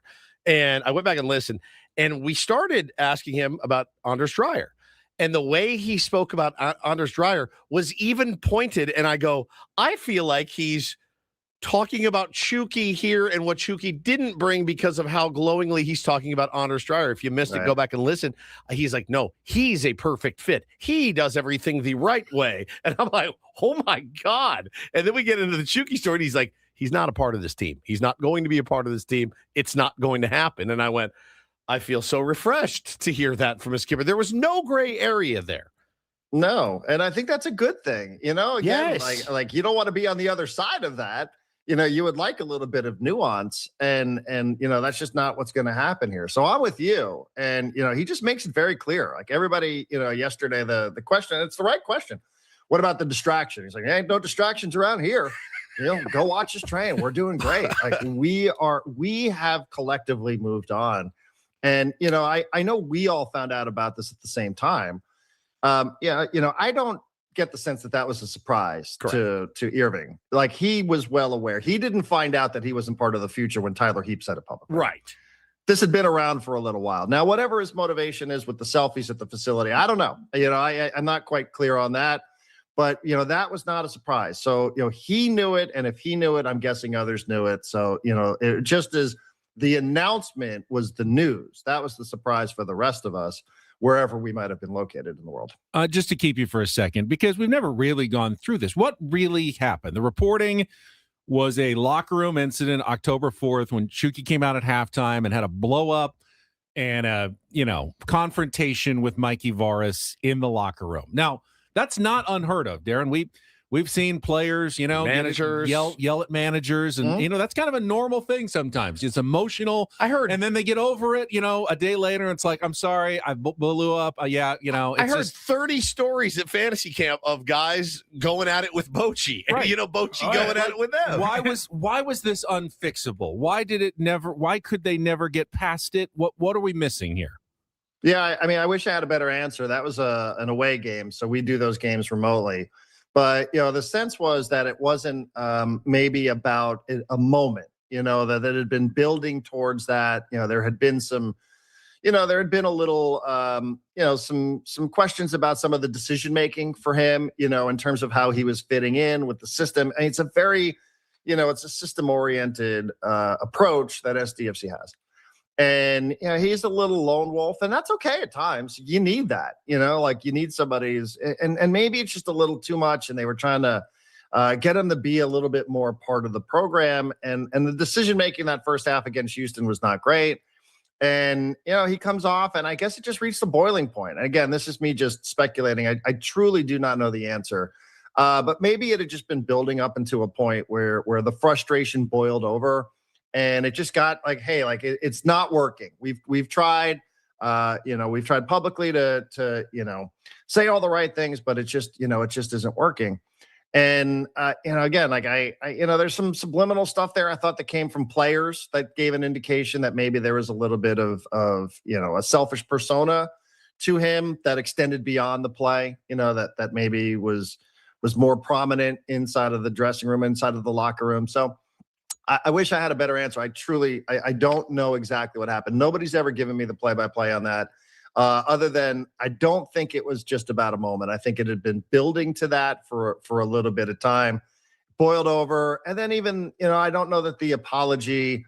Maybe there was some questions about the sincerity of the apology and those kind of things. So again, I just think. As Mikey said, Mikey used a word that I had to look up. He said, holistically, it's not a good fit. I was like, whoa, what? And it just doesn't seem like a person who's going to command this kind of money and who's this big of a presence, they're just like, you had to just make a decision. And that's what they went with. And, they had some success. They had success without him. So I don't know that we'll ever know the answer to that. I think only the guys that were there will probably know the answers. But, it sounded like there was some frustration building up, and it all got released in that moment in Houston. Darren, welcome back to the Northern Hemisphere, and welcome back to Ben and Woods. Always appreciate it. Have a good weekend. Thank you, guys. Appreciate you. There is D. Smith on our David P. Shapiro fan hotline. David P. Shapiro, criminal defense attorneys helping good people regain control of their future when charged with a crime since 2010. Visit davidpshapirolaw.com. It's crazy, man. How many managers and of any sport, head coaches have been held hostage by the superstar player? And not here. It's not happening. Not a fit. We're getting a divorce. All right, I've got a couple more thoughts. We'll reset. We've got Take on Woods coming up. My dog had to have surgery yesterday. All coming up on The Fan.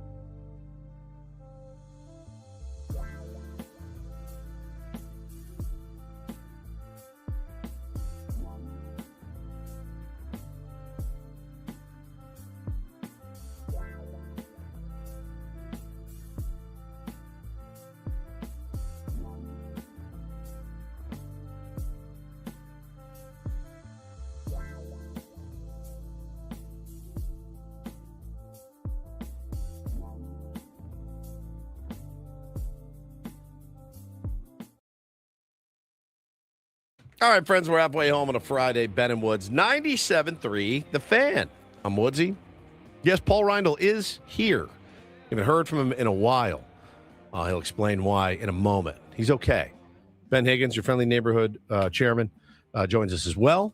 Big haircut day for you today. I'm very excited. Haircut day. Huge. Maybe the biggest haircut of your life today. It's a pretty important one. Yeah. Pivotal, some might say. Yeah, it's true. It's true. It's a must-win haircut. Could change the course of human history. That's right. I mean, if you get the right haircut today. You know, it's like a defeating communism if you get the right haircut. If not, it continues. So it's a big one. It's a big one. A lot of the weight of the world on Juan's shoulders. He'll be cutting your hair at 11 o'clock this morning. Yeah. Good to have you. Good to see you. I can't wait to see it today. Our thanks again to Darren Smith joining us. We talked to Mikey Varas. We have a couple of Mikey Varas haters in our chat. All right. Everybody has haters. Big Nando 75. We're so enamored with Mikey. Yeah. I try to at least keep open-minded. Like, well, what do you not like about Mikey Varas? Comes in, immediate success. Seems like everybody other than Chucky has loved Mikey and his program, but it does seem to be it's the Mikey Varas way, it's the Right to Dream way, or the highway at SDFC.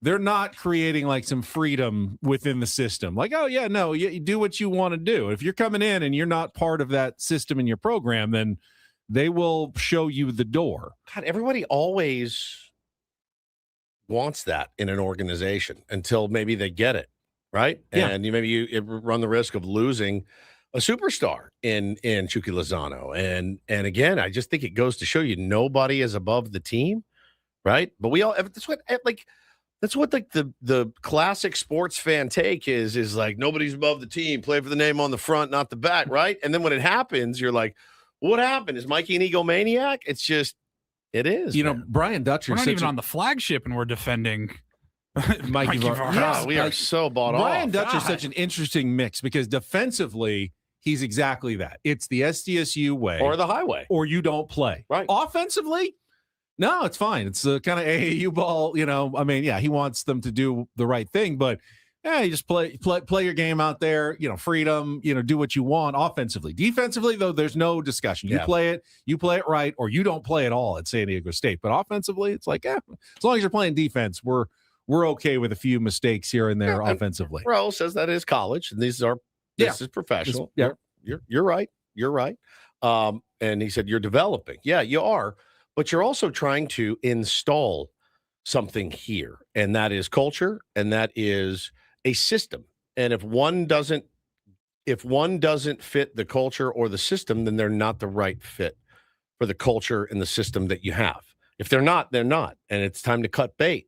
And I think Chucky's very talented. I know nothing about soccer.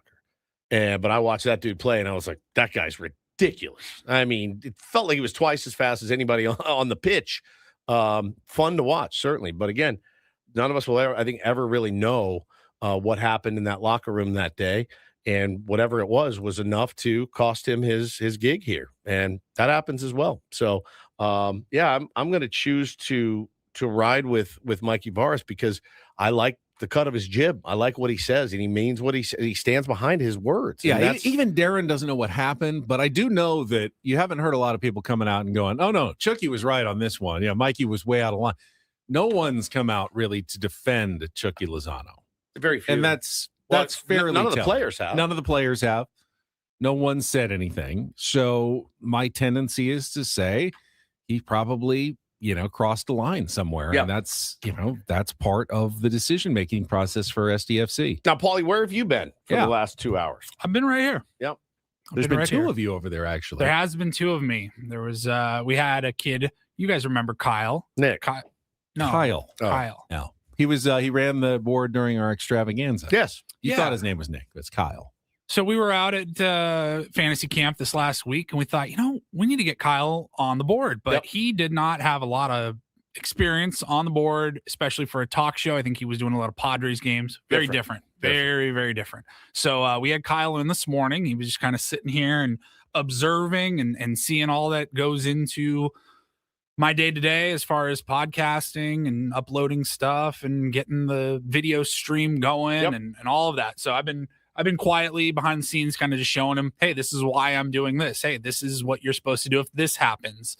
He was here for about 2 hours and 15 minutes. Yeah, it was good. He said, when do you want me there? I was like, need you there before 6. He's like, 5:45. I'll be there. Walked right Love in. it. It's excellent. So, I just figure, look, it's a contract year for all of us, Whoa. myself included. Wow. Maybe it's not the worst idea to just have somebody ready just in case something ever happens. You never know. No, that is the worst idea. That's a terrible you want to have idea. no one ready. Yeah, you want because that increases your leverage. correct. Mm.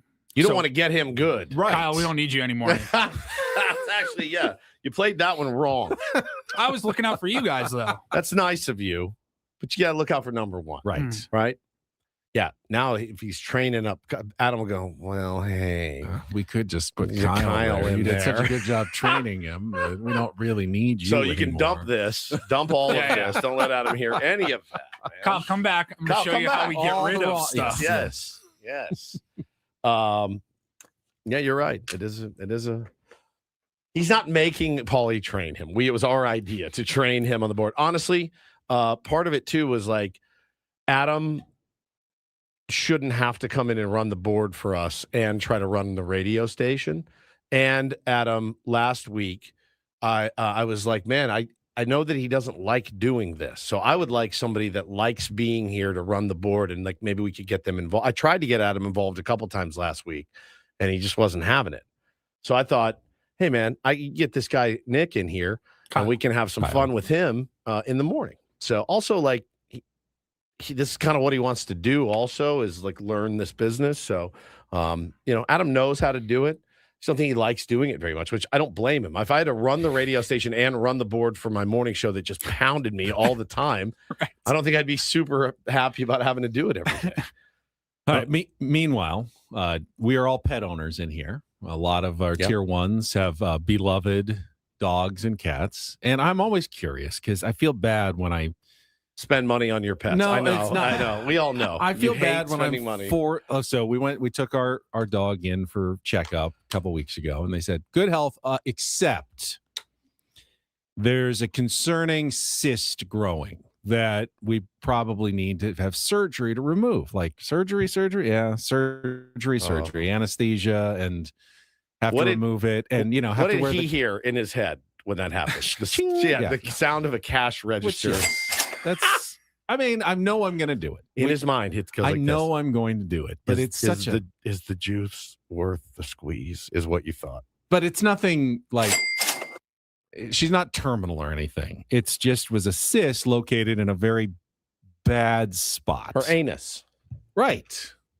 I'm not allowed to say the other word. He won't let me, so I'll Yes, just Adam say. won't let you say, but that's exactly where I'll it just was say. located. How's this? Anus. Not, Is that better? Not cancerous, but starting to create, shall we say, like blockage, like Of her anus. Yes. Correct. So my son took her in yesterday, and they did the surgery, and then On they her anus. Oh, yes. They removed it. And then I got the call from the vet, and they said, she's fine. Came through the surgery well. Anus looks good. Unfortunately, because of where the cyst was located, Her What anus. was that again? we can't put a pressure Was it on bandage her on it. leg? As her anus. It just keeps oozing. Like, yo, it's oozing. Yeah. Oozing blood right. out of her. Anus. But I was kind of like, I don't want her back. Did you keep her or what? So then they had to go back in for a second part of the surgery to cauterize and clot more to make sure that we didn't get an oozing Anus. Cauterized back. anus is gnarly. It's so bad. What about a diaper? They make diapers For dogs? Yeah. Oh, yeah. Incontinent dogs. It's not incontinent. I know, It's but just this oozing. isn't. But then you have to change the diaper. She seems okay now. We got her back later last night, and she got the cone. She hates the cone. They all hate And- the cone. No dog's like, yes, give me the No, cone. I know no dog likes the cone, but she acts so sad. Like you are Yeah, you're torturing abusing her. Yeah. Imagine if if And we it's had like, you have to wear it for 2 weeks. She's going to just cry for 2 weeks because she's got the cone on her head. imagine like if something happened to us and they're like, all right, put this cone you to wear the cone around for weeks. I'd be furious. Sitting here in a cone. You can't bite whatever. you can't bite your knees or whatever. Like, I would hate wearing a cone. It is the cone of shame. I just wish I could tell her, if you could just have the discipline not to poke around back there, then you wouldn't have to wear the cone. But because you cannot be trusted to not poke around back there, you have to wear the cone so you can't get access to your nether regions. Yes. And you know your dog Shalane is insane. That cone will be off a little better, but yeah, that cone will be off by the time you get I know. home. And then what are we going to do? Hopefully just put it back on. I know. You know exactly what Woodsy's cone would be preventing him from reaching. Buddy, if I had that kind of talent, I don't know that I'd be here right now. Okay? I'd be in the movies or something. Okay?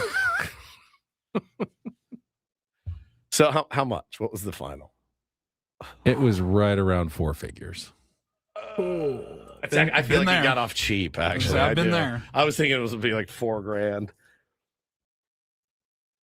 That's tough. Yeah. Now you got to drop that money on a haircut today, too. Right. I mean, it's just, when it rains, it pours. It does. It really, really does. It's tough. I'm sorry. Well, I hope she feels better. And it's weird to be a pet owner that's like, I really don't care if I have pets or not. That's you've always been a weird pet owner in that you're like, I could go either way if I have my choice. I really don't care, like one way or the other. I'm glad that you don't feel that way about your kids, because strangely enough, there are people that feel that way about their children. But I've never met a pet owner that's like, either way. If she's here, she's here. If she's gone, she's gone. Like, it's all right. It's such a trip. I did not want her back still oozing, though. No, I hear you. I totally understand that. Yeah. Oh man, that is tough. That's tough. And now you have to just kind of monitor the anus for 2 weeks, which is just brutal. It's just a brutal surgery. Well, it could happen to any of us as well, just so you know. I mean, all that could happen to us one day. And it's true. And, hopefully there's somebody around to monitor me when that happens. But I hope she feels better.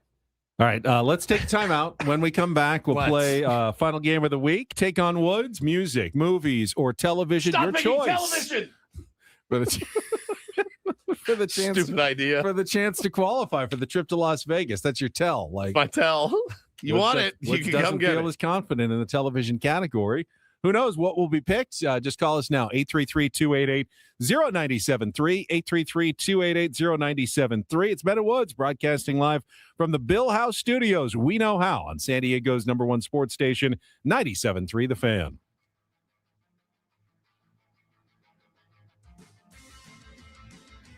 From the 855, get Ross.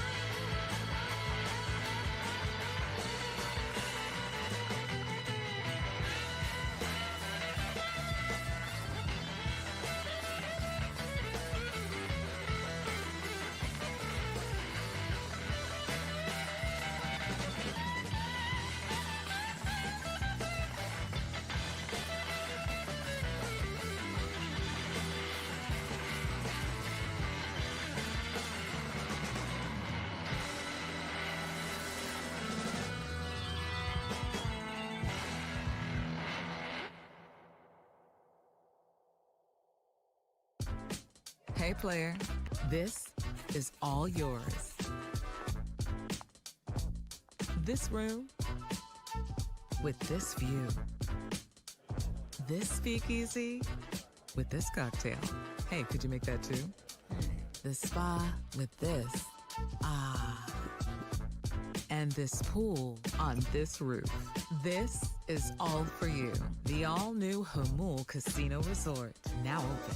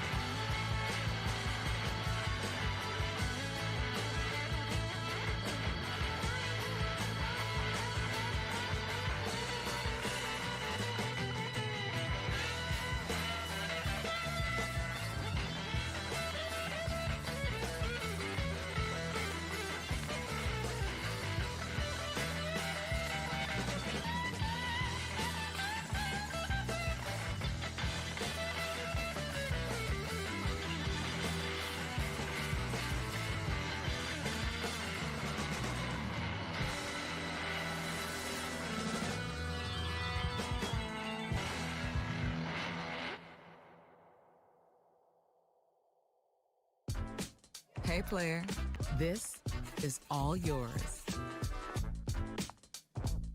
This room with this view. This speakeasy with this cocktail.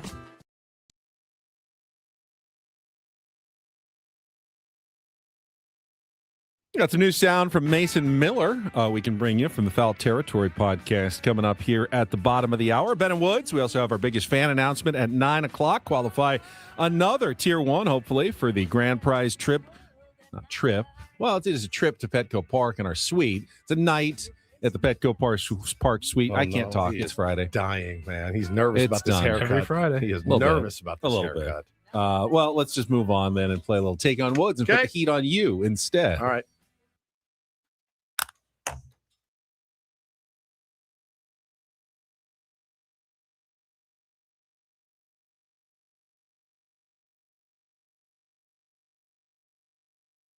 Take on Woods brought to you by Bay Alarms, security and fire alarms for every business. We got you, and we got Troy as our contestant today. Good morning, Troy. Morning, Ben. All right, let's see if we can get you qualified for the grand prize. This is the trip to Las Vegas to see Sammy Hagar at Park MGM, Dolby Live, 2-night stay at Park MGM, and the $100 gas card. Tickets are on sale now at Ticketmaster.com. All right, here are your 3 category choices. In music, we have On Your Feet, 5 song titles that include some sort of footwear. In movies, we have Lost and Finding, movie titles that include either the word lost or the word finding. And our new TV category is The Replacements. These are shows that replaced a major character sometime midstream. Just kind of oddly, we were there one day and they were gone the next. So movies, Lost and Finding, music, On Your Feet, or TV, The Replacements. Troy, what would you like to play? Well, I don't know anything about movies or TV, so I'm sticking with music. Music is the category. All right, 5 song titles that include some sort of footwear in the name. You'll have 60 seconds to answer as many as you can. If you don't know one, say pass. We'll come back to it if there's time left on the clock. First question, Paulie queuing it up, is the 2-second song. He'll play you a little bit of music. You need to give me that song title and the artist to score that point. And remember, got some footwear in each answer. Troy, are you ready to play? Yes. All right, here we go. Let's put 60 seconds on the clock. The category is On Your Feet. Your time begins when Paul plays the music. Good luck, Troy. Let's take on Woods. Well, it's 1 for the money, 2 for the show. That's Elvis Presley, Blue Suede Shoes. Correct. Frank Sinatra's daughter, Nancy, is best known for which 1965 signature hit? These boots are made for walking. Correct. He never outright confirmed it, but which 1994 hit by Tom Petty is probably referring to marijuana and not a classic style of women's shoe featuring a strap over the top. Pass. A troubled youth envisions a school shooting in which 2011 mega hit by Pumped Foster. Up Kick. Correct. In 2022, Flo Rida teamed up with country star Walker Hayes for which standalone single about a particular style of women's shoes? Stilettos. Incorrect. He never outright confirmed it, but which 1994 hit by Tom Petty is probably referring to Stilettos. Incorrect. All right, we got 3 though, Troy. Got Blue Suede Shoes. These boots were made for walking, and Pumped Up Kicks. It's Last Dance for Mary Jane. Mary Jane's are those shoes that have the straps on the top. And then you were close on stilettos. Loose Cannabis. High Heels is the name of the Flo Rida song. I don't think Woods has any hope at that one, so we'll see if he can get the other ones. Troy's score is locked in. Guess what? Music today. Oh, yes. Music today. Tricky category, though. Careful what you wish for, I guess, sometimes. 60 seconds on the clock. Same 5 questions. Your time begins when Paul plays the music. Good luck, Woods. Let's take on Troy. Well, it's 1 for the money, 2 Blue for Suede the show. Shoes, Elvis Presley. Correct. Frank Sinatra's daughter, Nancy, is best known for which 1965 His signature. boots are made for walking. Correct. He never outright confirmed it, but which 1994 hit by Tom Petty is probably referring to marijuana and not a classic Last style. Dance with Mary Jane. Correct. A troubled youth envisions a school shooting in which 2011 mega hit by Foster the People. Pumped Up Kicks. Correct. In 2022, Flo Rida teamed up with country star Walker Hayes for which standalone single about a particular style of women's shoes. Flo Rida and Walker Hayes. I'm sure you've got it on Sure, I repeat love it. on your Yeah. Sounds Spotify. awesome. Sounds so good. Whatever it is. Red Shoe Taint. I have Can't no believe idea. I haven't heard of It's this one. called High Heels, but you did It's get probably an 4, easy guess. and you snuck out a 4-3 win over Troy in On Your Feet. Kind of footwear in each song title. Nice for somebody in San Diego to beat Troy. Yes, You know what right. I mean? You didn't That's even how need it's double done. overtime That's to how do it's so. done, man. It's not that hard beating Troy. God. Poor Dutch. Poor Dutch. Not going to live that one down this year. Troy, thank you for playing. We will add a new music category to the mix on Tuesday when we're back after the long holiday weekend. Thank Try again. How bad is that Qualifying. song? I have to hear it now. I'm kind of I'll curious. find it during a break. All Flo right. Rida and Play who? it for you. Walker Hayes. Walker- oh. High Heels. What a combo. I can hear it in my head. Because you got them high heels down the boom, boom, down. Something just like that. Something. With some auto tune. So auto tune, and then Flo Rida comes in. Because you got them high heels, girl, going coming down tonight. Like it's that's going to be it. I've never heard it on my children. I bet it's something like that. I saw some complaints earlier that Ben may have a tendency of coming up with questions that are a little outdated for the average listener. What? Elvis Presley and Nancy Sinatra aren't modern enough for you people out there? Hey, Don't change a thing, Ben. Don't change a thing. It's really hard to do this. We haven't had a lot of Elvis on Take on Woods, I'm a big really, fan. over the years. Yep. Yeah, you got that one right away. Yep. So did Troy. All right, we'll come back. Hear from Mason Miller, from the horse's mouth himself. Literally. Why he is going to be almost certainly the closer and nothing else for the Padres in 2026. Next on 97.3 The Fan.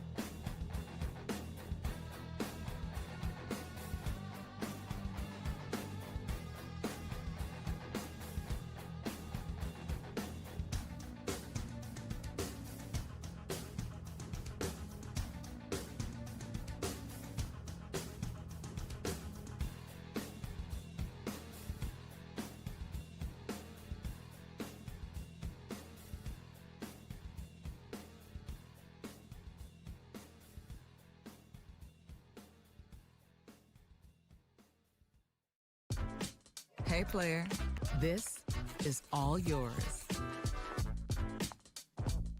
This room with this view. This speakeasy with this cocktail. Hey, could you make that too? This spa with this. Ah. And this pool on this roof. This is all for you. The all-new Hamul Casino Resort, now open.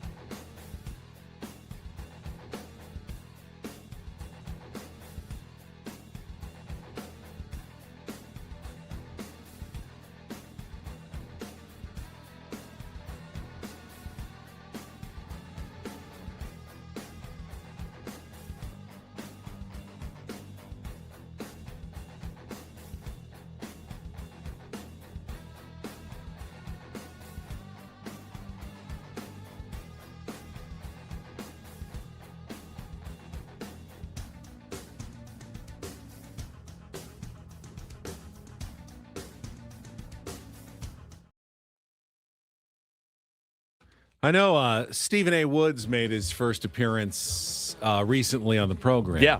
Do you have a version for Colin Cowherd, who's come out with his hot take about the Kyle Tucker signing? Oh, I do not. Yeah. X is actually down, but I just saw the post a minute ago. He said, Kyle Tucker going to the Dodgers seems like overkill, but the Cubs did get Alex Bregman and Edward Cabrera, and the Yankees signed Ryan Weathers, and that seems good. So, it's always good when the Dodgers, the Cubs, and the Yankees get better in the offseason, right? Incredible. Good baseball takes. Thank you. He's horrible at baseball. I mean, he's horrible. He's one of the worst. Stephen A. is worse than him. Stephen Woods heard. Yeah, Stephen Woods heard. He's terrible at baseball. Yeah. Colin I haven't seen Stephen A.'s take on Kyle Tucker yet. If he has, I haven't either. I probably won't go looking for it. To be actively honest, seek I won't it out. actively search out. I think it's a great idea. I don't need it. I'm already seeing like Jared Carrabis, who was like an edgy baseball guy, Red Sox fan. Now he's running with that narrative of like, no, I don't hate the Dodgers. This is good. It's healthy for baseball. And it's just like, what's happened to everybody? Jared Carrabis did not feel that way when Steinbrenner was spending a ton of money on Giambi and Teixeira and guys it's like easy that. when they're not in your division. Yeah, exactly, right? It's like, this is actually pretty cool what they're doing. Like, I don't mind this team in a whole nother league on the whole other side of the country, signing all the good players and keeping them away from my rivals. I'm actually okay with that. And the only time I'll ever really have to deal with it is potentially in the World Series. And what are the odds of that? And I will admit, I had some of the same feelings when the Yankees were signing everybody. Go, well, this doesn't really affect the Padres that much, does it? Right. It's long way away from us. Yeah, I mean, it affected them in 98, though. It did end up affecting them in the World Series in 98. It sure did. So, I don't know. I mean, it does feel a little bit like, I always make fun of Jelly Roll for being an industry plant, right? I like his music's fine, but it's not good enough to warrant the coverage that Jelly Roll gets. He's an industry plant. I do feel like baseball and baseball writers over the last couple of years have turned into a little bit of, why are they so afraid to report, how they really feel about what's going on? Because Jeff Passan is just as smart a guy as can be.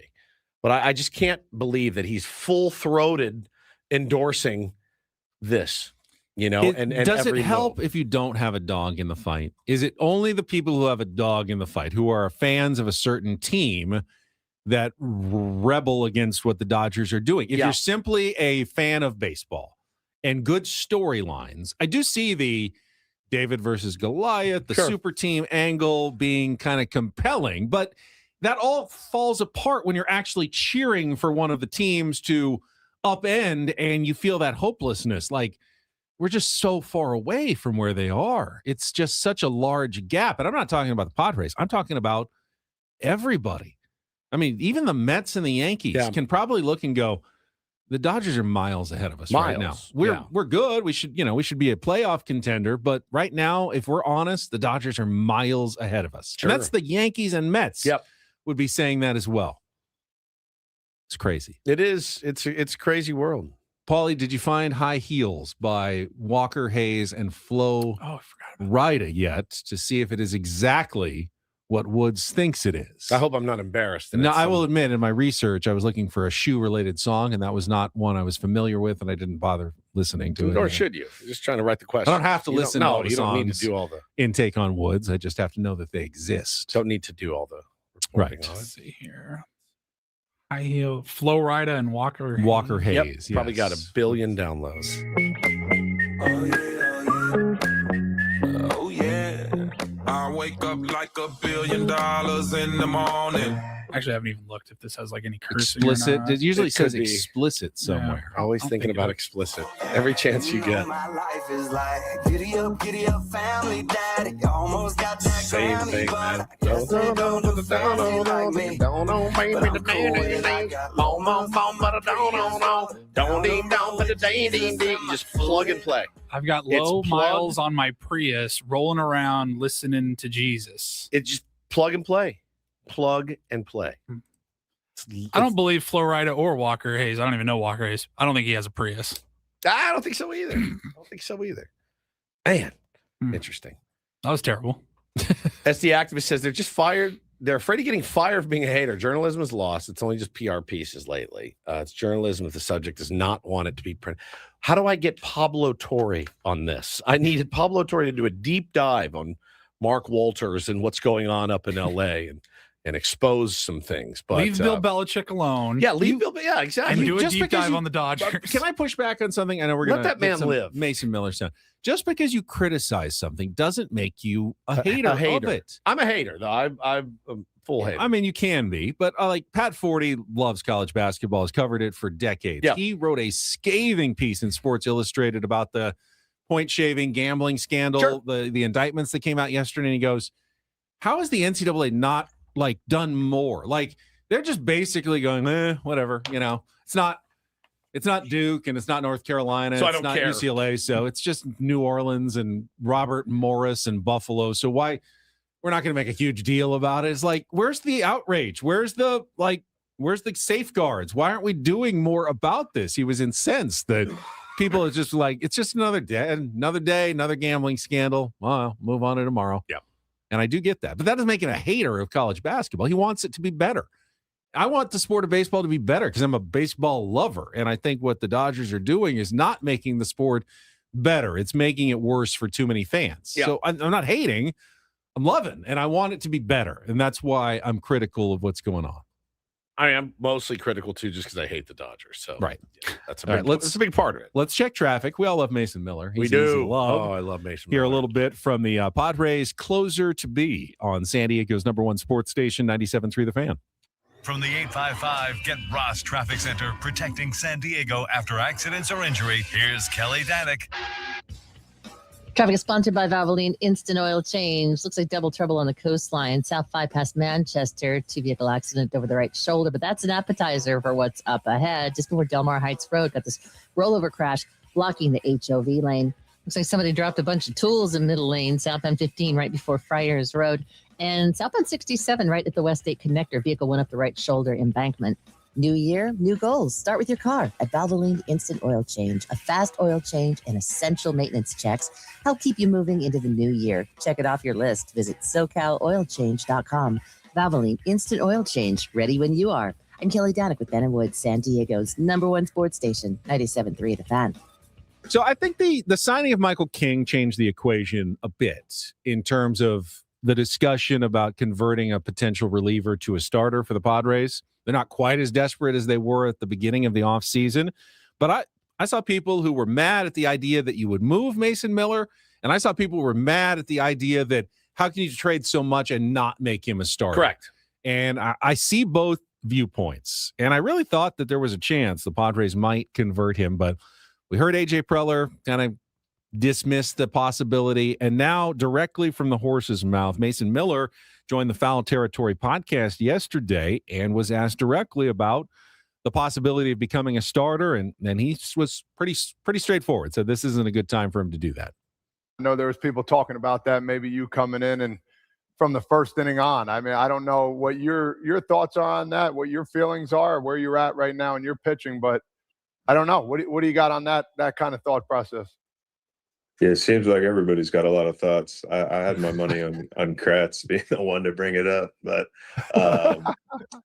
yeah, I don't know. It's an exciting conversation that's been had year in and year out since I did transition to the bullpen, and I've had a lot of success, and right now to go away from that success doesn't make sense for me. In my first year in the ARB system, I'm being comped as a reliever, and a pretty good reliever at that. So I'm going to keep that ball rolling right now, and I'm never going to be the guy that rules it out down the line, but I will admit it is hard to go away from something you're having a lot of success with, and I think my value right now is that being the lockdown guy in the ninth or late in games, whatever that we need to close a game out, and being a part of a really good bullpen, something that I take pride in too. And down the road, maybe we'll see, but this year we're looking at the bullpen. All right. So you could sum it up in 7 words. If it ain't broke, don't fix it. Correct. Yeah. I'm super excited to see number 22 running out of the bullpen. Now, you were number 22 as well. I was. Fantasy camp. Yeah, I was. He wears my number, as I like to say. I'm older than him. I'm 50 years old. He's a young man. His skin is also like perfectly smooth. He might have a filter on. Is that true? He might. Somebody said in the chat he's got that glam filter on. Can you do that while you're on Zoom? Possible. Oh, Is it possible to do that? Oh yeah. I mean, you're telling me I could have a filter on my face every day and I don't? Can we do this on StreamYard on our YouTube stream? Can I look like filter us into nice, younger looking people? Remember we tried. Our cameras have like little beauty features, and we tried, and it didn't look so good. Work. Ben has the jaundice filter on though every day. That works well for him. Or you have jaundice, one of the two. Not sure. I look like a saddlebag on these cameras, dude. Please, Paulie. Please, can you fix this? Meanwhile, more from Mason Miller. Here's a question about him now having a former relief pitcher as his new manager. Oh, hang on 1 second. Now, and some more sound from Mason Miller. Manager is an ex-reliever. Do you think that that's going to be an advantage for you guys down in the pen? There's managers that really know how to use their bullpen and really take care of guys, but do you feel like that's an advantage for a team like you guys who have, on paper right now, I think it's the best bullpen starting the season because I get it, you lost Robert Suarez, but at the end of the year last year, you were the best bullpen in the game, and I feel like you're starting out the season that way. So is that an advantage to have Craig being an ex-reliever? Hard to imagine a way that it's not going to be. I think just the awareness that Ruben and Fritz already bring from the pitching side, and then you throw in that Stan also, spent a lot of time down there, knows the conversations we're having, knows how to read between the lines of a guy saying like, yeah, I'm good to go, or yeah, I feel good, but they've thrown back-to-back days or things like that. I think workload management has been the furthest thing from my worry with the Padres. They've been very good about that since the day I walked in the door. But I think just matching up those situations and talking to guys about where they find their success and hearing it from the players, because I think that's something that's important to the way the team's heading is, what players think and, having those honest conversations and not so many of those conversations where, it's kind of worried about somebody's feelings or anything like that. I don't think anybody's worried about that. You put it out there and, get your opinion heard. And, it doesn't matter about being right or wrong necessarily, but having a conversation and working to a mutual agreement, I think is going to be key.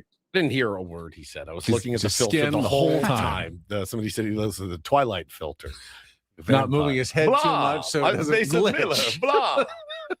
He is broad. He is a broad. The Twilight vampires don't do the blah, blah, blah. Here I am. I am Edward. You've never seen the movies, have you? I am Jacob. 3 saves.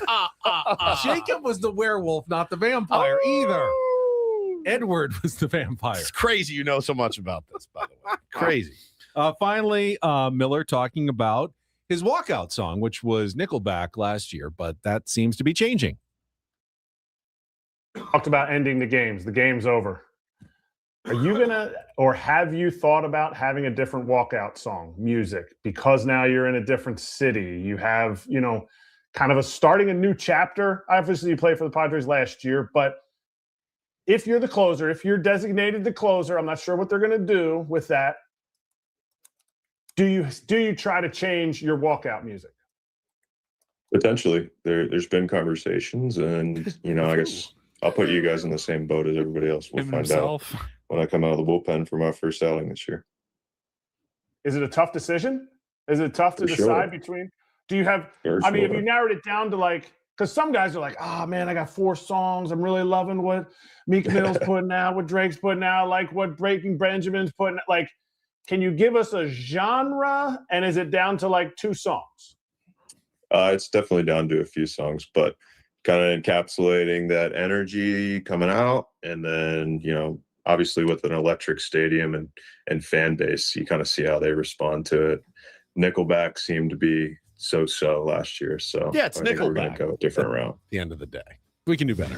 We can. Gonna go a different route than Nickelback. I can't wait to hear what it is. Not going to find out until what if it's Morgan Wallen? Hopefully opening and then I'll day die when he comes in for the save for the first time. We got our biggest fan. Paulie's got a Reindl Report. Final hour of Ben and Woods coming up next on San Diego's #1 sports station, 97.3 The Fan.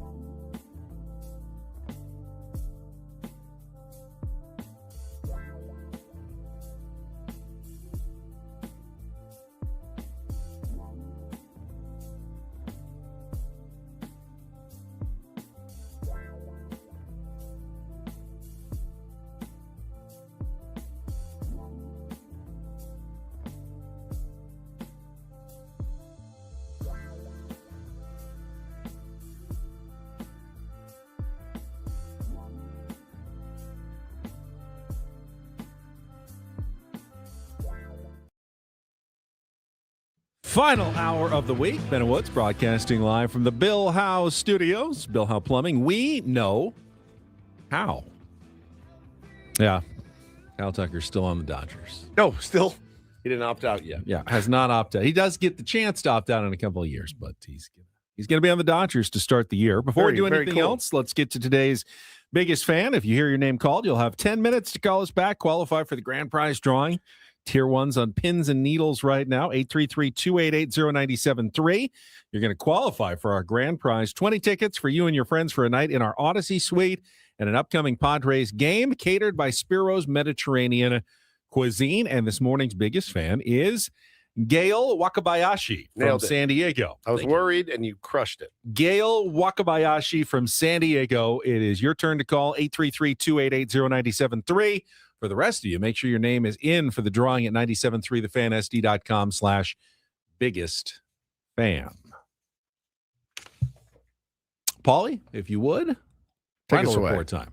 And get things started here with our today's edition of the Reindl Report. Now tuned into the greatest.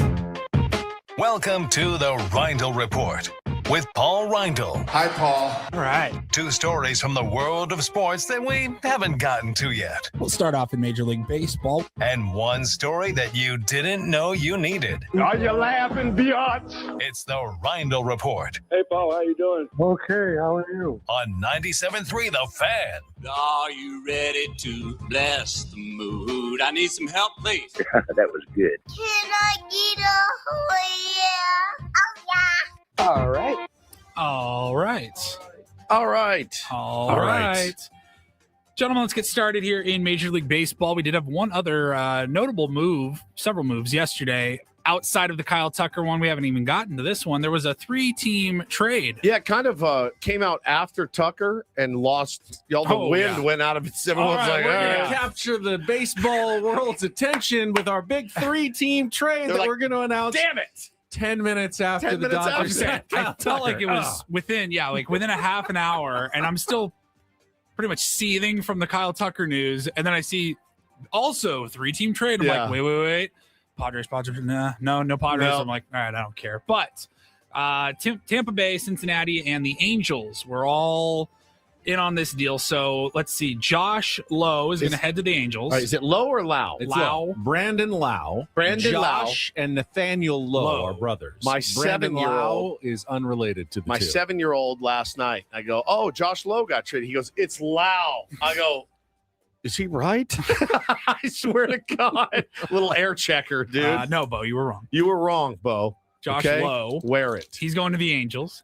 Gavin Lux and righty Chris Clark are going to the Rays, and left-handed relief pitcher Brock Burke, he is going to the Cincinnati Reds. I get this trade from 2 of the 3 teams' perspectives. I see why the Angels want Josh Lowe.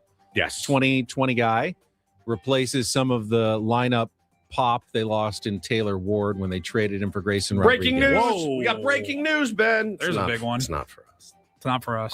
It's the reactionary move that we discussed Yep, there it is. earlier. Cody Bellinger's son. Nope. Nope. No. Bo It is Bichette. The New York Mets have replaced Kyle Tucker with Bo Bichette. Well, they never had Kyle Tucker. You know but what I'm saying. Replace the idea. The idea Of of Kyle Tucker. The Spectre. 3 years, 126. Quickly. 3. 42? $42 million a year for Bo Bichette. Bichette. That's total Bichette, man. 40? I call Bichette on Bichette. that. It's hard. You gotta be careful. Bo Bichette is getting paid more than Manny Machado and Fernando. I get that salaries go up. Bo Bichette's a good player. Why don't they go up in radio? Bo Bichette's not a ever? superstar. Come on. Wow. I gotta take my sweatshirt off. I just started sweating. Is this the new thing now? You do the shorter term deals for just the massive money? We should sign a 1-month contract. Adam, Michael, I'm listening. $8 million or something. 3 months. God. $42 million per. He's making $17 million more than Xander Bogaerts. I don't think that Bo Bichette is better than Xander Bogaerts. That's crazy, man. He got his bag. Damn. You think he even answered the phone? Was like, "Are you serious? Wait, what? Okay." I mean, it's not as many years as he probably wanted, but Boris whatever. but for $42 million a year, The point Wait, so he gets to go through free agency I saw, again? I saw this Wow. point made by one of the pundits about, well, Kyle Tucker only got the 4 years, but you want the long-term deal because of the massive security you get. If you get an 8-year deal, you get that massive lifetime security. Guess what? Kyle Tucker's getting it in 4 years. $240 million is lifetime security, and you also get to bet on yourself because if you're really killing it, you can still opt out. You can still get another giant deal when you're done. It's like the best of both worlds for Kyle Tucker, and now the best of both worlds for Bo Bichette. I mean, if I'm a free agent still, if I'm Cody Bellinger, I'm just started salivating. Like, I'm going to get $50 million. Back to the 3-team trade that we started on. I get it for the Angels with Josh Lowe. I get it for the Reds. They want to bulk up their bullpen, and Burke is probably the best lefty that the Angels had last year. Don't totally get it for the Rays. Gavin Lux was bad. I mean, they've added they think they can fix Gavin Lux. I don't know much about the other pitcher, but unless they really are high on him or really feel like, oh, no, we know exactly what's wrong with Gavin Lux, I don't know how this helps the Rays particularly. I think the Rays probably – Gavin Lux is pretty good bat to ball guy. He's a 270 hitter, 260. -0.2 WAR last year. Really? Was that defense? Partly. He played a couple of different positions, I think, for the Reds. But it's like if you don't rake in that ballpark, how are you going to do? And where are they still playing? No, they'll be back. They'll be back in the Tropicana. But again, it's the Rays, so I think the Rays have really good player development. So I think maybe they tend to make it work, but I didn't totally get this one. And who's the other guy? I bet they're probably saying, what's the pitcher's name that the Rays got as well? I hadn't heard of him. Just caught me mid-sneeze. We get you. You didn't get to resolve the Chris melody. Clark. Chris Clark. To the Rays. I don't know much about Chris Clark. $42 million. No, Bo Bichette's going to play second now for the Mets because they have Francisco Lindor at short. That's a good 5th round minor league draft pick. 4-10 with a 4.73 ERA at Class A Inland Empire last season. Project. So they like his stuff. Yeah. Okay. All right, we will move on from baseball to the NFL, getting ready for 4 divisional games this weekend, one of which the Seattle Seahawks taking on the San Francisco 49ers.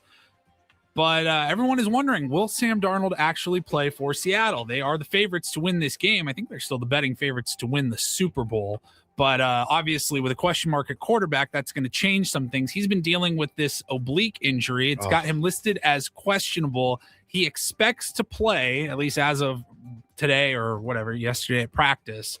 But how closely should we be paying attention to whether or not Sam Darnold plays? Closely. I mean, I was all in on the Seahawks in this game, but if Darnold ends up not playing or playing limited because of the injury, that changes the equation. Certainly. Who's the backup? Drew Lock is the backup. Said he's almost 0% chance he won't play.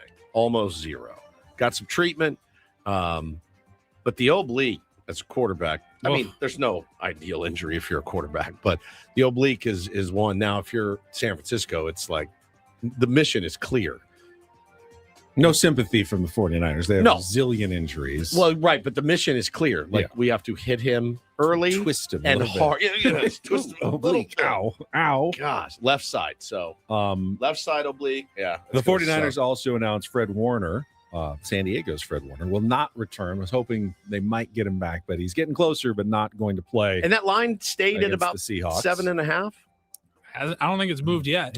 It's hard. I mean, if Sam Darnold actually plays and plays pretty effectively, nothing really changes. Wait, Angelo just makes a great point I had totally forgotten about. The Mets have Marcus Semien as well. Right. They traded for Marcus Semien. What? Where is Bichette playing now? I don't know. First base. Third? DH. Third.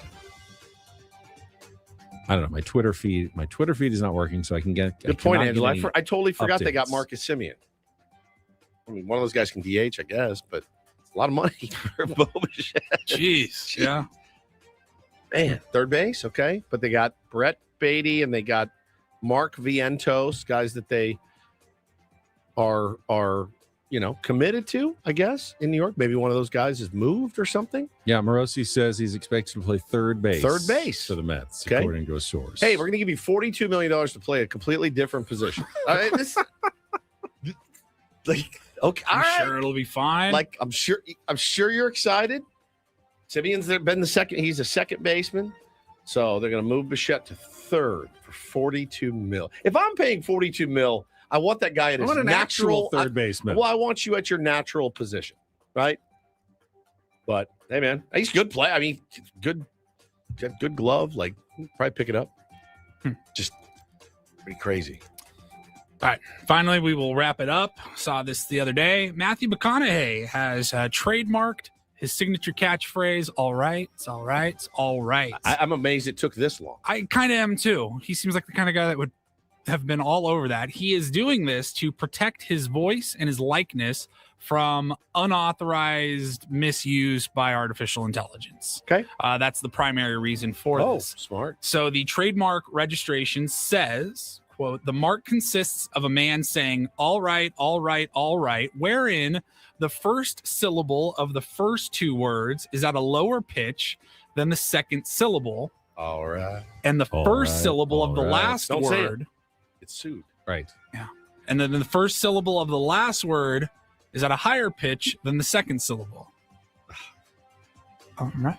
All right. All right. Yeah. Yeah, don't say it. Kind of play it along. It's like Beetlejuice. You say it 3 times, and Matthew He McConaughey's appears. lawyer appears. He's shirtless. So he actually did apply for this like 3 years ago, or 2 years ago, December of 2023, and it was just approved recently. And he also went and got 7 other trademarks, it says, including a 7-second video of McConaughey standing on a porch. There's a 3-second clip of him sitting in front of a Christmas tree, and audio of him saying his "Just Keep Living" quote. Yeah, he has just keep living. trademarked all of that. LIVIN, living. Got to keep living, Just man. gotta keep living, man. It's What great. about bless the mood? It's great Has- advice. Has he He hasn't- trademarked I don't know bless that the that made it mood? into the trademark. I think we're actually good. We can still use that one drop. freely. Yeah, bless the mood. I need Bless some the help, mood. please. Reporting that the Bichette contract includes 2 opt-outs after both years of the contract. So basically 3 one-year deals, like the Michael King deal, except way more expensive. I mean, for 42 million, like, you know what? I think I can get 46. I'm gonna opt out. It's insane. It's insane. Wow. If my son is listening, get your ass into the backyard and get on the tee. ASAP, both of you. Get back in, skip school, and go hit off the tee today. It's insane money. He doesn't have a plus arm, which is a concern from making that throw from third base. Does he not? I mean, no. Played shortstop for years. Eno says Bo Bichette had about the same arm strength as Alex Bregman on competitive throws last year, 82.3 miles an hour. Below average for the position, but workable. Semien threw almost 6 ticks weaker. I guess Bichette is a third baseman for the Mets. It's unbelievable. Man. $42 million to put a guy out of position in the first year is really something else. That's something else. He's a good player. Good player. But Good like, player. I didn't not think 42 million a year player. I didn't either, man. Nathan says third base is in his bloodline, so he'll be fine. Yeah, Dante played third base for the Colorado Rockies, I believe. Yeah, that's crazy. Well, good for the Mets. I mean, again, it does it not feel like a reactionary move to losing Kyle Tucker? Does it not? Yeah, and an overpay. We know that feeling. Yeah, we've been there. It's not a good feeling as a fan base. You're like, I'm excited to get this guy because you're an addict for new players, and there was a little bit of like trepidation. There where was. just like this feels like maybe a bit of an overpay, or we just an embarrassment of riches. Like at the time, with Bogarts in particular, we just didn't feel like we needed him, and just a pure reaction. Like we got to do something. Like we didn't get Judge, we didn't get Turner. Yeah, we're getting somebody. Got to do something. I think there was one more big free agent that Correa. Yeah, was that And Correa's the year? train wreck that year. Yeah, to Minnesota, and then back, then to the Giants, and then back to Minnesota or whatever it was. Yeah, it was weird. nuts, but yeah, it was. This is the Wild West as far as Major League Baseball goes. Is Cody Bellinger the smartest man in the room? Yeah, now? waiting. Because we said earlier in the week, like, why would he expect anything different than Kyle Schwarber, the standard 5-year 150 that everyone else is getting? Because he's asking for 35, 36 million a year. Now he's like, I want 45 for 3 years, right? 2 years, whatever, and go with the shorter term deal, which would also be a massive overpay. But now, I mean, the Yankees have to do something, right? Yeah. I mean, there's not that much left. They have to go get Bellinger. And they, the reports were the talks had broken down. They had hit an impasse with Cody Bellinger, but there's no one else to pivot to anymore. I think the impasse ends when this happens. The impasse has got to go, and you got to go back to the table and go, hey, does this get it done? I guess you can always make a trade. Yeah. This is crazy. AJ Preller watching all of this going, please let me do something. Let me get in there and cook. This kills him. Yeah, there's still, Eugenio Suarez and some other options for take him in a heartbeat. Corner bats or DH bats that would intrigue the Padres that haven't signed yet. But again, Carlos Santana will be a Padre. Book it. Nelson Cruz 2.0. Potentially. Yeah. That's crazy, man. Crazy. So, yeah, now the Bo Bichette era in Toronto officially comes to an end. All right. The hot stove is officially finally hot. We will continue the discussion. Yeah, but I hate it, though. It's hot. I'm not the way you like. Liking any of these. You're burning yourself now. I know. Take your finger off the hot stove. We'll check traffic, then back with more Bennett Woods on San Diego's #1 sports station, 97.3 The Fan. Gambling problem? Call 1-800-GAMBLER. GEGE 000-466. For a full list of games and rules, play at 7 Mile Casino. Visit 7milecasino.com. Make your plans this weekend to make the short drive down the 5 freeway to Chula Vista. Get off at E. That'll put you on Bay Boulevard. It's essentially the frontage road along the 5 in Chula Vista. After one light, and then you'll turn right left into the parking lot and pull into 7 Mile Casino. You will look from the outside and go, okay, whatever. You'll walk inside and you go, this place is awesome. Awesome. If you are a card player, they know exactly what they were doing when they set this place up. Texas Hold'em, Pai Gow Poker, Baccarat, and of course, beloved California-style blackjack. You will have a great time at 7 Mile Casino. We have our resolutions, our intentions. Make it your intention. Get down, at least check it out this year. That's all we ask. Just go down and check it out one time. I think check out the brunch at Sammy's this weekend. It's 9 to 3 p.m. on Saturdays and Sundays. Best in the South County. Enjoy their patio. With the great views of San Diego Bay, and play some cards. Have some fun at 7 Mile Casino, just 7 minutes from downtown.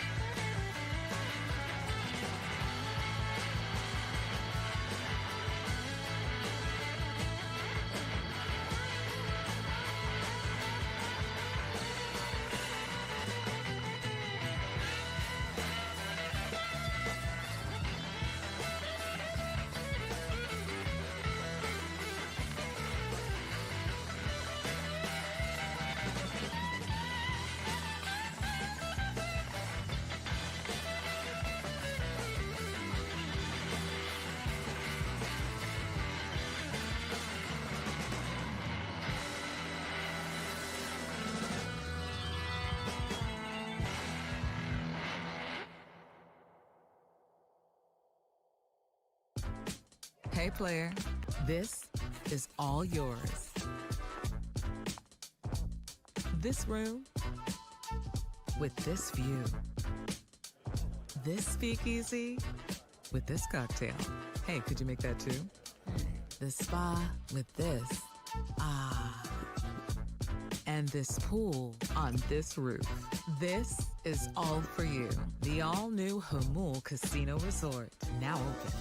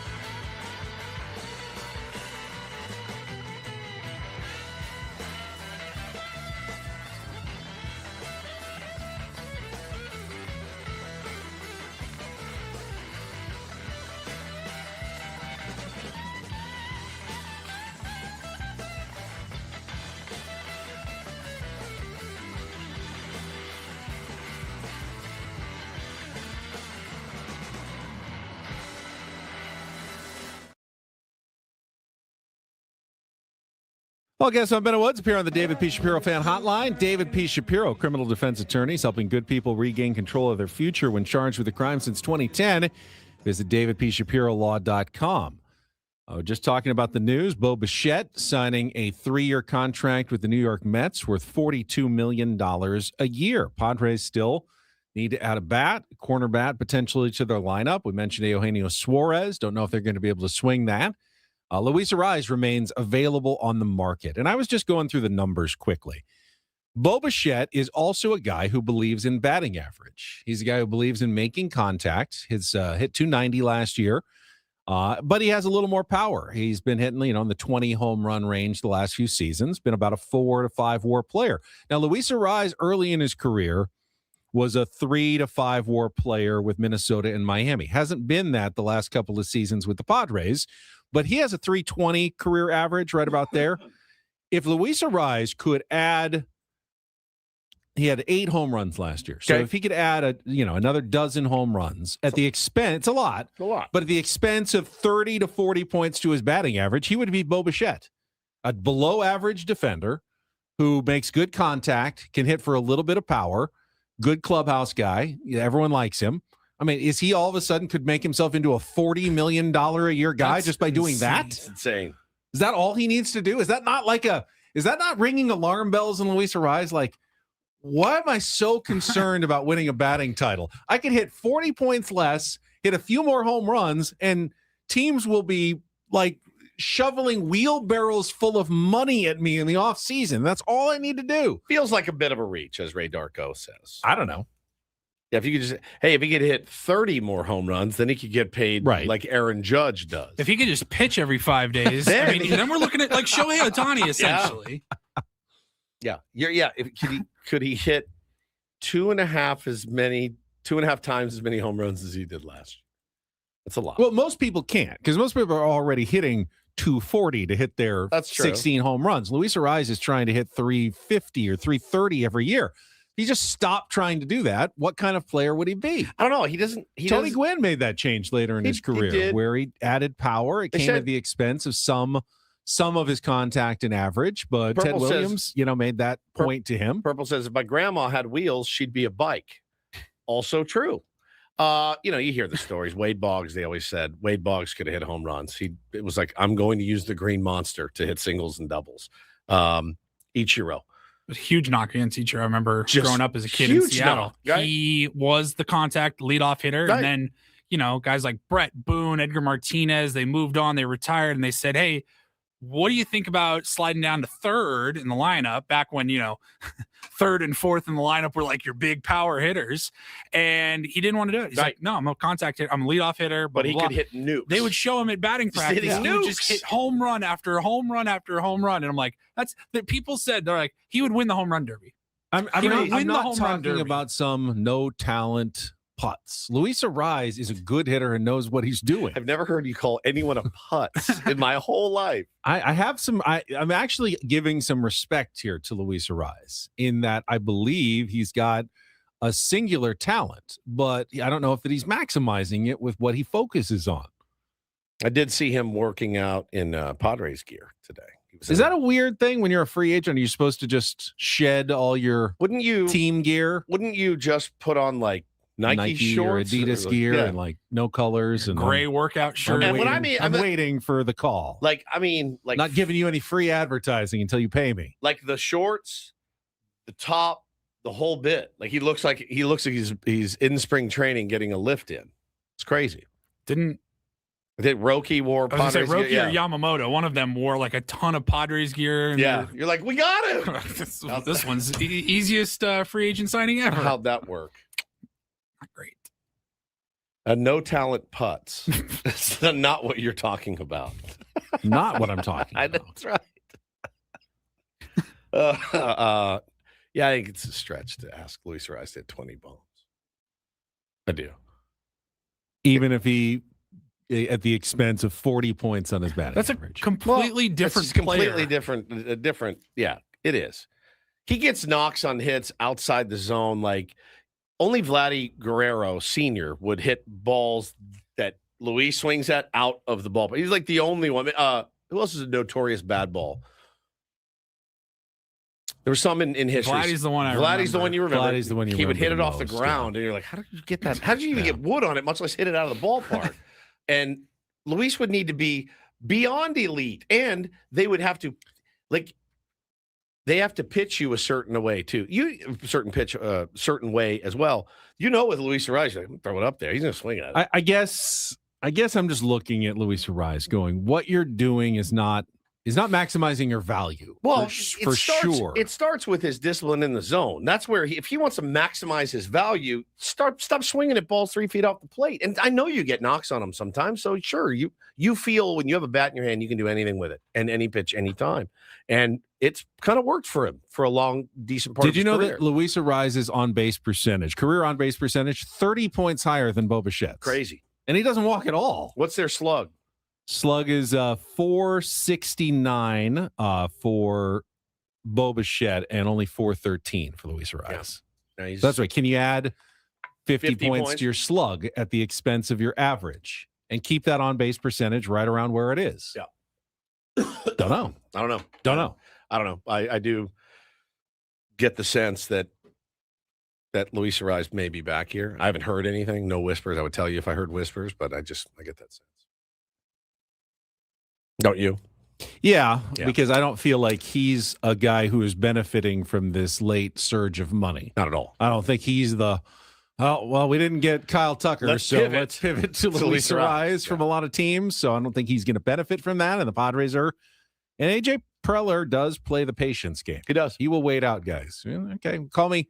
Yeah, we're interested. Not at that price, but hey, call me in a month. If you're not liking what you're seeing, we absolutely will revisit that discussion at a different price point. Yeah. I think it's safe to say, like Vaughn says, I think it's safe to say Luis Arraez is who he is. I remember him going into spring training like, no, I'm gonna take more walks this year. That's something I've committed to. That lasted 3 days. And he's swinging out of his shoes at pitches a foot outside. And hey, man, it is what it is at this point. But we never saw like 2022 and 2023, Luis. 2023 with the Marlins. Nasty.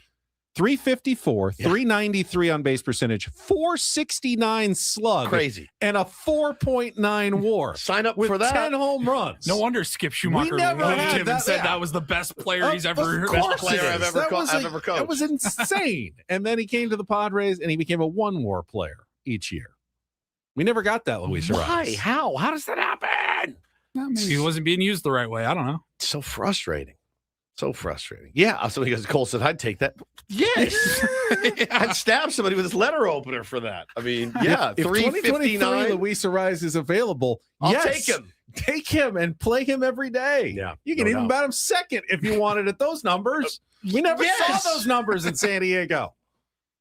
Yeah, it was tough. Yeah, the injury, he got a hand injury, then he had the concussion, it was nasty. Yeah. So I don't know. It's in him. He's done it before. Exactly.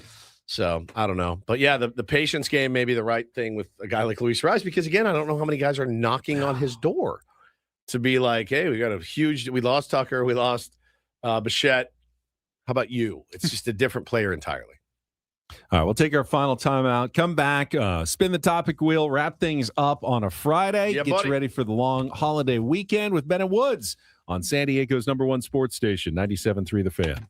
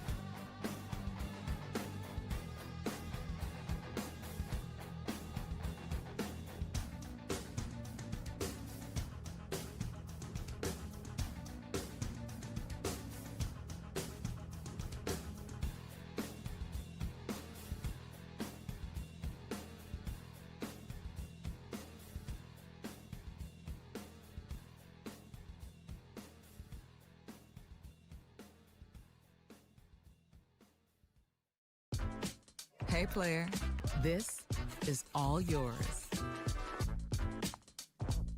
This room with this view. This speakeasy with this cocktail. Hey, could you make that too? The spa with this. Ah. And this pool on this roof. This is all for you. The all-new Hamul Casino Resort, now open.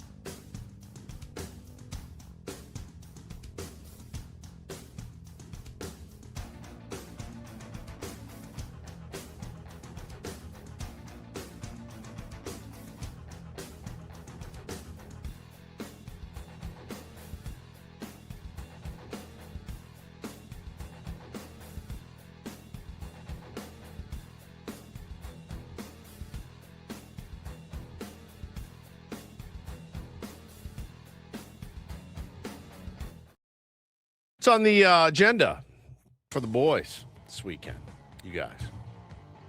Paulie, I know you're just going to chill. Yeah, chill, hang out. That's my favorite bit. Quiet weekend. Paulie, how was the weekend? That was good. Just chill. I've got a makeup trip to Henderson after my last one got cut short. That's right. I forgot about that. I'm going back for just a quick day and a half to play a couple rounds of golf. You're flying this time. Oh, okay. Yeah. Now, what are you going to do with your clubs? You're going to put them on the plane, or are you going to rent? No, they're going to go on the plane with Ooh, me. I know you don't like that. Travel bag. Okay. Careful. At the baggage claim. I've done it before. I have to. Do you have a hard case or a soft case? It's a soft case. Mine's soft too. Well, my case is soft. Well, it's fair. And you leave when? Tonight. Man, just a little golf excursion. Yeah. The last time you went, his wife Then I'll be back Sunday afternoon. lost her gallbladder. Exactly. So this is he's got another buddy who's coming in from Atlanta. So we got a group formed for a couple of rounds. A little threesome. Yeah. Threesome would be be fun. Yeah. Threesome in Vegas. Nice. Greg Vaughn's out there. You should hit him up. Yeah. Henderson, Four. technically. We could. That's where he lives. Vonnie, as He a was like fourth? begging. He's like, Does he love next time playing you're in golf? Vegas. Yeah, I don't know if he plays golf, but like, there's literally nobody better to hang out with than Greg Vaughn. He's the funniest dude I've ever met. We did broadcast from his golf tournament earlier this year. That's this good. last Oh, that year. was his. That was Yeah, his. that's right. You were I in was out of Hawaii. town. I was in Hawaii. I bet my buddy would love it if, hey, I got a fourth for you. It's And Greg just Vaughn. Greg Vaughn just shows up. Badass. Scare you to death. Yeah. He is. I mean, he's the best. We interviewed him many times. Yeah. Getting a chance to hang out with him this week was phenomenal. Even just putting, hey, Greg, great to meet you. I'm Paul. Like, Yeah, we've Ben been and having Woods. you on the show for years. It's nice to finally meet you. And he was the best. Bo He and was I- so much fun. Bo and I were going through some baseball cards my dad sent, and we found some gems in there, but I found the Greg Vaughn rookies when he was with the Brewers. I texted him a picture. He goes, man, that was a long time ago, my friend. When are you coming to Vegas is what he said. I was like, bro, I would come hang out with him anytime. So you're playing golf. Yeah. Paul, you're chilling. My kid's got basketball all day tomorrow. We got Taylor's really gotten into basketball. Excited about that. He loves it.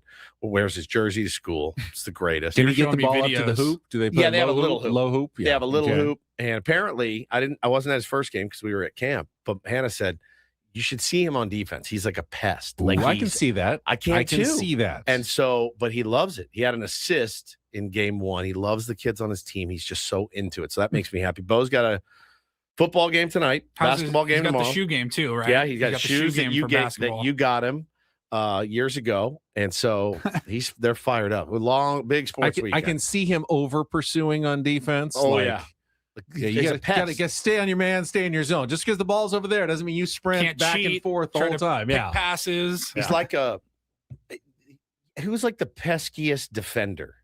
Because he will steal from Bo in the street. Like, Bo will be dribbling, and Taylor will get it. Like, he's no joke. He's a pest on defense. Gary Payton. Yeah, the glove, man. Yeah. I love that. So I'll show him some Gary Payton this weekend on YouTube, some old highlights. Jason Kidd was a good defender. Yeah. So it's pretty good. It's really fun. And we'll have football tonight, basketball tomorrow, baseball on Sunday. Miles Bird, watching San Diego State play. He picks a lot of pockets. I love him. I've enjoyed watching him play. I'm so excited to watch him play. To see him be part of a team. Like, he's been part of T-ball teams. He liked it. He liked it. This is feels like this might be his thing for a while. So excited about that. And we'll be back Tuesday. We'll, of course, be off Monday for MLK Day. Ben and I have a lunch with our agent that day. Big day for the Ben and Wood show. See what happens. Strategy session. Strategy. Some big consequences out of that meeting. Potentially. It's a big year. Whew, makes my stomach hurt. You'll be back in time Monday? I'm coming back Sunday afternoon. Okay, that's a quick trip. Yeah. All right. Fun. Spin it. Oh, wait. First traffic. No, do traffic. And then we'll do a topic wheel spin to wrap things up here on 97.3 The Fan. From the 855 Get Ross Traffic Center, protecting San Diego after accidents or injury, here's Kelly Danick. Traffic is sponsored by Valvoline Instant Oil Change. Lots of good news on our roads, guys. Crash has cleared on southbound 5 near Birmingham. Another accident cleared up ahead near Del Mar Heights Road. Only problem we got right now is southbound 67. We still have this accident right at the West 8 connector. Vehicle went down the right shoulder embankment. New year, new goals. Start with your car at Valvoline Instant Oil Change. A fast oil change and essential maintenance checks help keep you moving into the new year. Check it off your list. Visit SoCalOilChange.com. Valvoline Instant Oil Change. Ready when you are. I'm Kelly Danick with Ben and Wood, San Diego's #1 sports station, 97.3 The Fan.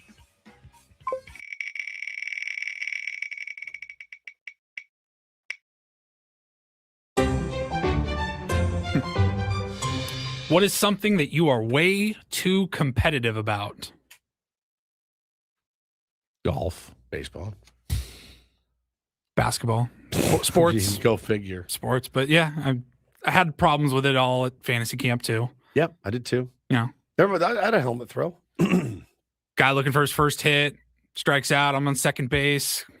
Is it? Are we way too competitive because it's not our livelihood in any way? I'm like pretty you're competitive competitive about like morning ratings, but that's your livelihood. It's like you should be competitive about what you're paid for. It's actually weird to me when people aren't competitive about their job. Like it's a but foreign when you are concept. getting no monetary compensation, you're play. actually paying to, and then you're also competitive about it. I've told you this before. It's unscientific. I honestly believe that when I stop competing, I will drop dead. I've told my wife this. She rolls her eyes and says, you're using that as an excuse to go play baseball with your friends for 6 hours on a Sunday. And I looked at her dead in the face and I said, I don't think you understand. If I don't have that, I feel like I'm going to drop dead. Right? That competitive spirit. What about in a non-sport situation, though? Because I'm weirdly, politely competitive at parking. I want to get the best parking spot I possibly can. You know, and what? I will, like when I pull into like a Costco lot, I will do a very quick scan. Like, okay, where do I think the best spot is available, but I have to wait the least amount of time? Like, I don't want to wait a long time, but I want to get a good spot. What's the best combination of parking quickly, but as close to where I want to be as I can, because you can wait around forever to get a really good spot, or you can go way far away and get a bad spot right away. Spot I can find. You know what my new bit is? Because I told you I'm having a hard time hitting my steps every day, even though I go to the gym. You park further away on I purpose? park as far away as I can now. I park as far as I can, so I know I'm getting. You didn't do that this morning. You're right. Well, no, not here. Not here. Not here. That's good. work. I'm at work. Everywhere else. We have a giant lot at work. You could park way down in that garage. I could walk the stairs way in here. the back. I could walk the stairs here every morning. But I just park as far away as I can. Like when I go to the gym, I park way far away because I want the extra steps. I like to hit that number, and I so rarely do. I was very competitive that day when the freeway was shut down and like trying to get home, like trying to plot my course that would beat all the other people to get back to the North County. I'm competitive about that. I don't get competitive about driving or parking or anything. I'm not like dangerously, I'm not going to break traffic laws. Oh, I'll do that. I just do that anyway. But it's not about competition. I'm not trying to win. I like to outsmart things if I can. People, yeah, you're things. a big fan of outsmarting. I like to try to outsmart That's people. true. I'm competitive about that. That's true. That's true. Anything else that you're competitive about? I don't think so. I have my things that I'm psychotic about, but I just don't have I don't really compete with other parents and stuff. You know what I mean? I'm not a big keep up with it. I'm like more of I'm happy in my own little insulated bubble in my home. I'm not like, ooh, I need to get that guy got a new car. I got to get a new car. Like, I'm not to keep up with the Joneses. Me neither. At all. I'm not at all. Not even a little bit. The Joneses are more than welcome to pass. Have a ball. And all those things. Joneses, enjoy yourself. Yeah. That's not who I am. All right, spin it.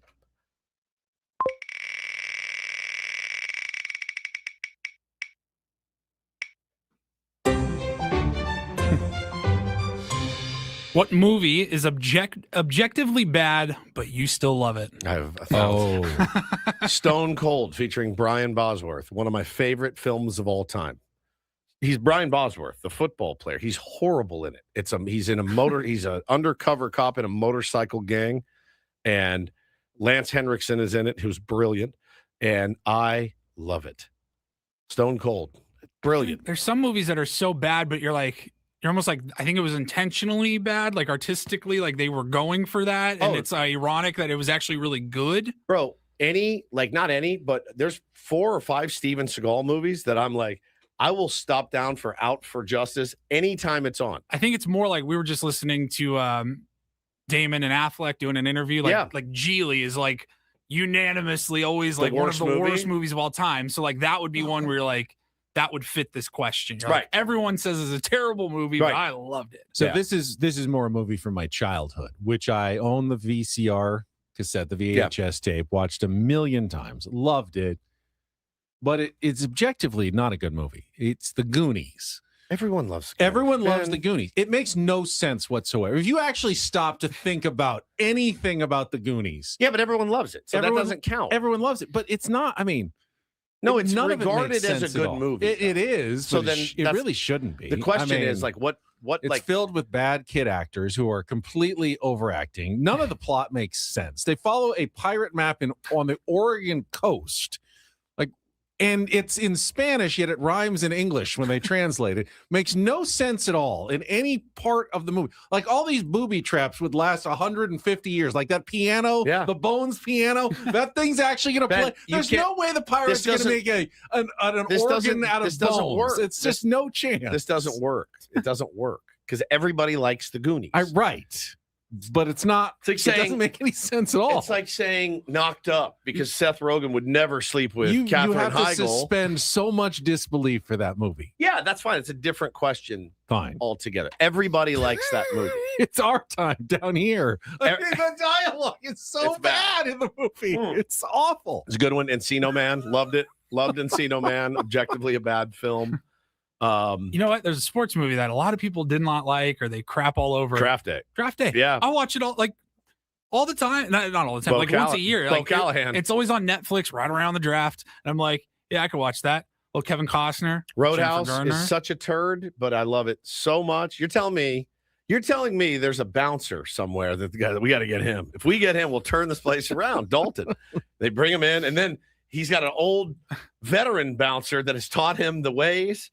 And he doesn't use pain meds. He'll just staple his own wounds shut, and he just beats the crap out of everyone. I love Roadhouse. Oh, there's also a rich guy in town, Brad Wesley, that just controls everything. I mean, it's so good. It's so good. Such a great film, Roadhouse. Like a classic to me. But objectively, like people, it was panned. You know, the Okay, critics. I'm going to make an admission. I've never seen Roadhouse. I'm not surprised. Nah. It's not for you. It's not for you. So what's the plot? It's a bouncer. It's this club Patrick called, Swayze. Yeah, right? the Double Deuce, and it's just turned into like a it looks like Gen Pop in a prison. Every night there's beer bottles flying around. Dive just out of control every night. This guy goes and gets Patrick Swayze to come in, build a new staff. You know, like a new manager so it's coming Bar in. Rescue. The movie version. right? Comes in, gets it all done. And then the guy that's here, you know, he's like the head of the town. He's got the money man. He's real dastardly. He's up to no good. And they all come for this bouncer. And then he calls his buddy, who's like this old veteran, they call him Boach, to come in and save you. And it's a turd. I mean, Kelly Lynch is in it, and she is the love interest, Patrick Swayze. He spends a lot of time shirtless, a lot of time doing karate. He does rip a guy's, was it heart? No, his throat. Rips his throat out with his bare hand. Really? Yeah, he just rips and he's dead. Straight. Yeah, kills him. Yeah, you lose your throat barehanded, you drop dead. But the guy was just being rowdy at the bar Were fighting. or something? They were fighting. Okay. It was like the that final. Seems like it was like the final dramatic fight. escalation to a guy who's just having a bad night at the bar and has his throat literally ripped out. Yeah, it's brilliant. See, these people are listing good movies. I Love You, Man. I Love You, Man is a great movie. It's a phenomenal It's not movie. a bad movie that's good, right? That you think is good. It's just a great movie. But yeah, so there you go. The Roadhouse. Yeah, it's Roadhouse, the original, you need to watch. Okay. It's good. And there's a remake as well that There's I a don't need to remake. watch. No, you don't need to watch that. You don't need to watch that. I'm going to watch that new Affleck and Damon movie Tonight. tonight. The Netflix one. The Rip is on Netflix tonight. I'm going to check that out too. All right, that's it. We are Hey, safe done. travels, dude. Hit them A week straight. that started in Arizona. You going to the ends Bunny back Ranch? in San Diego? No, You're not going to the Bunny Ranch? a very short trip. Okay. I will see you guys Tuesday morning, 6 a.m. right here. Have a great long weekend. Braden and Frank are up next for Paulie Reindl and Stephen Woods. I'm Ben Higgins. Thanks for joining us on Ben and Woods, San Diego's #1 sports station, 97.3 The Fan. So long, everybody.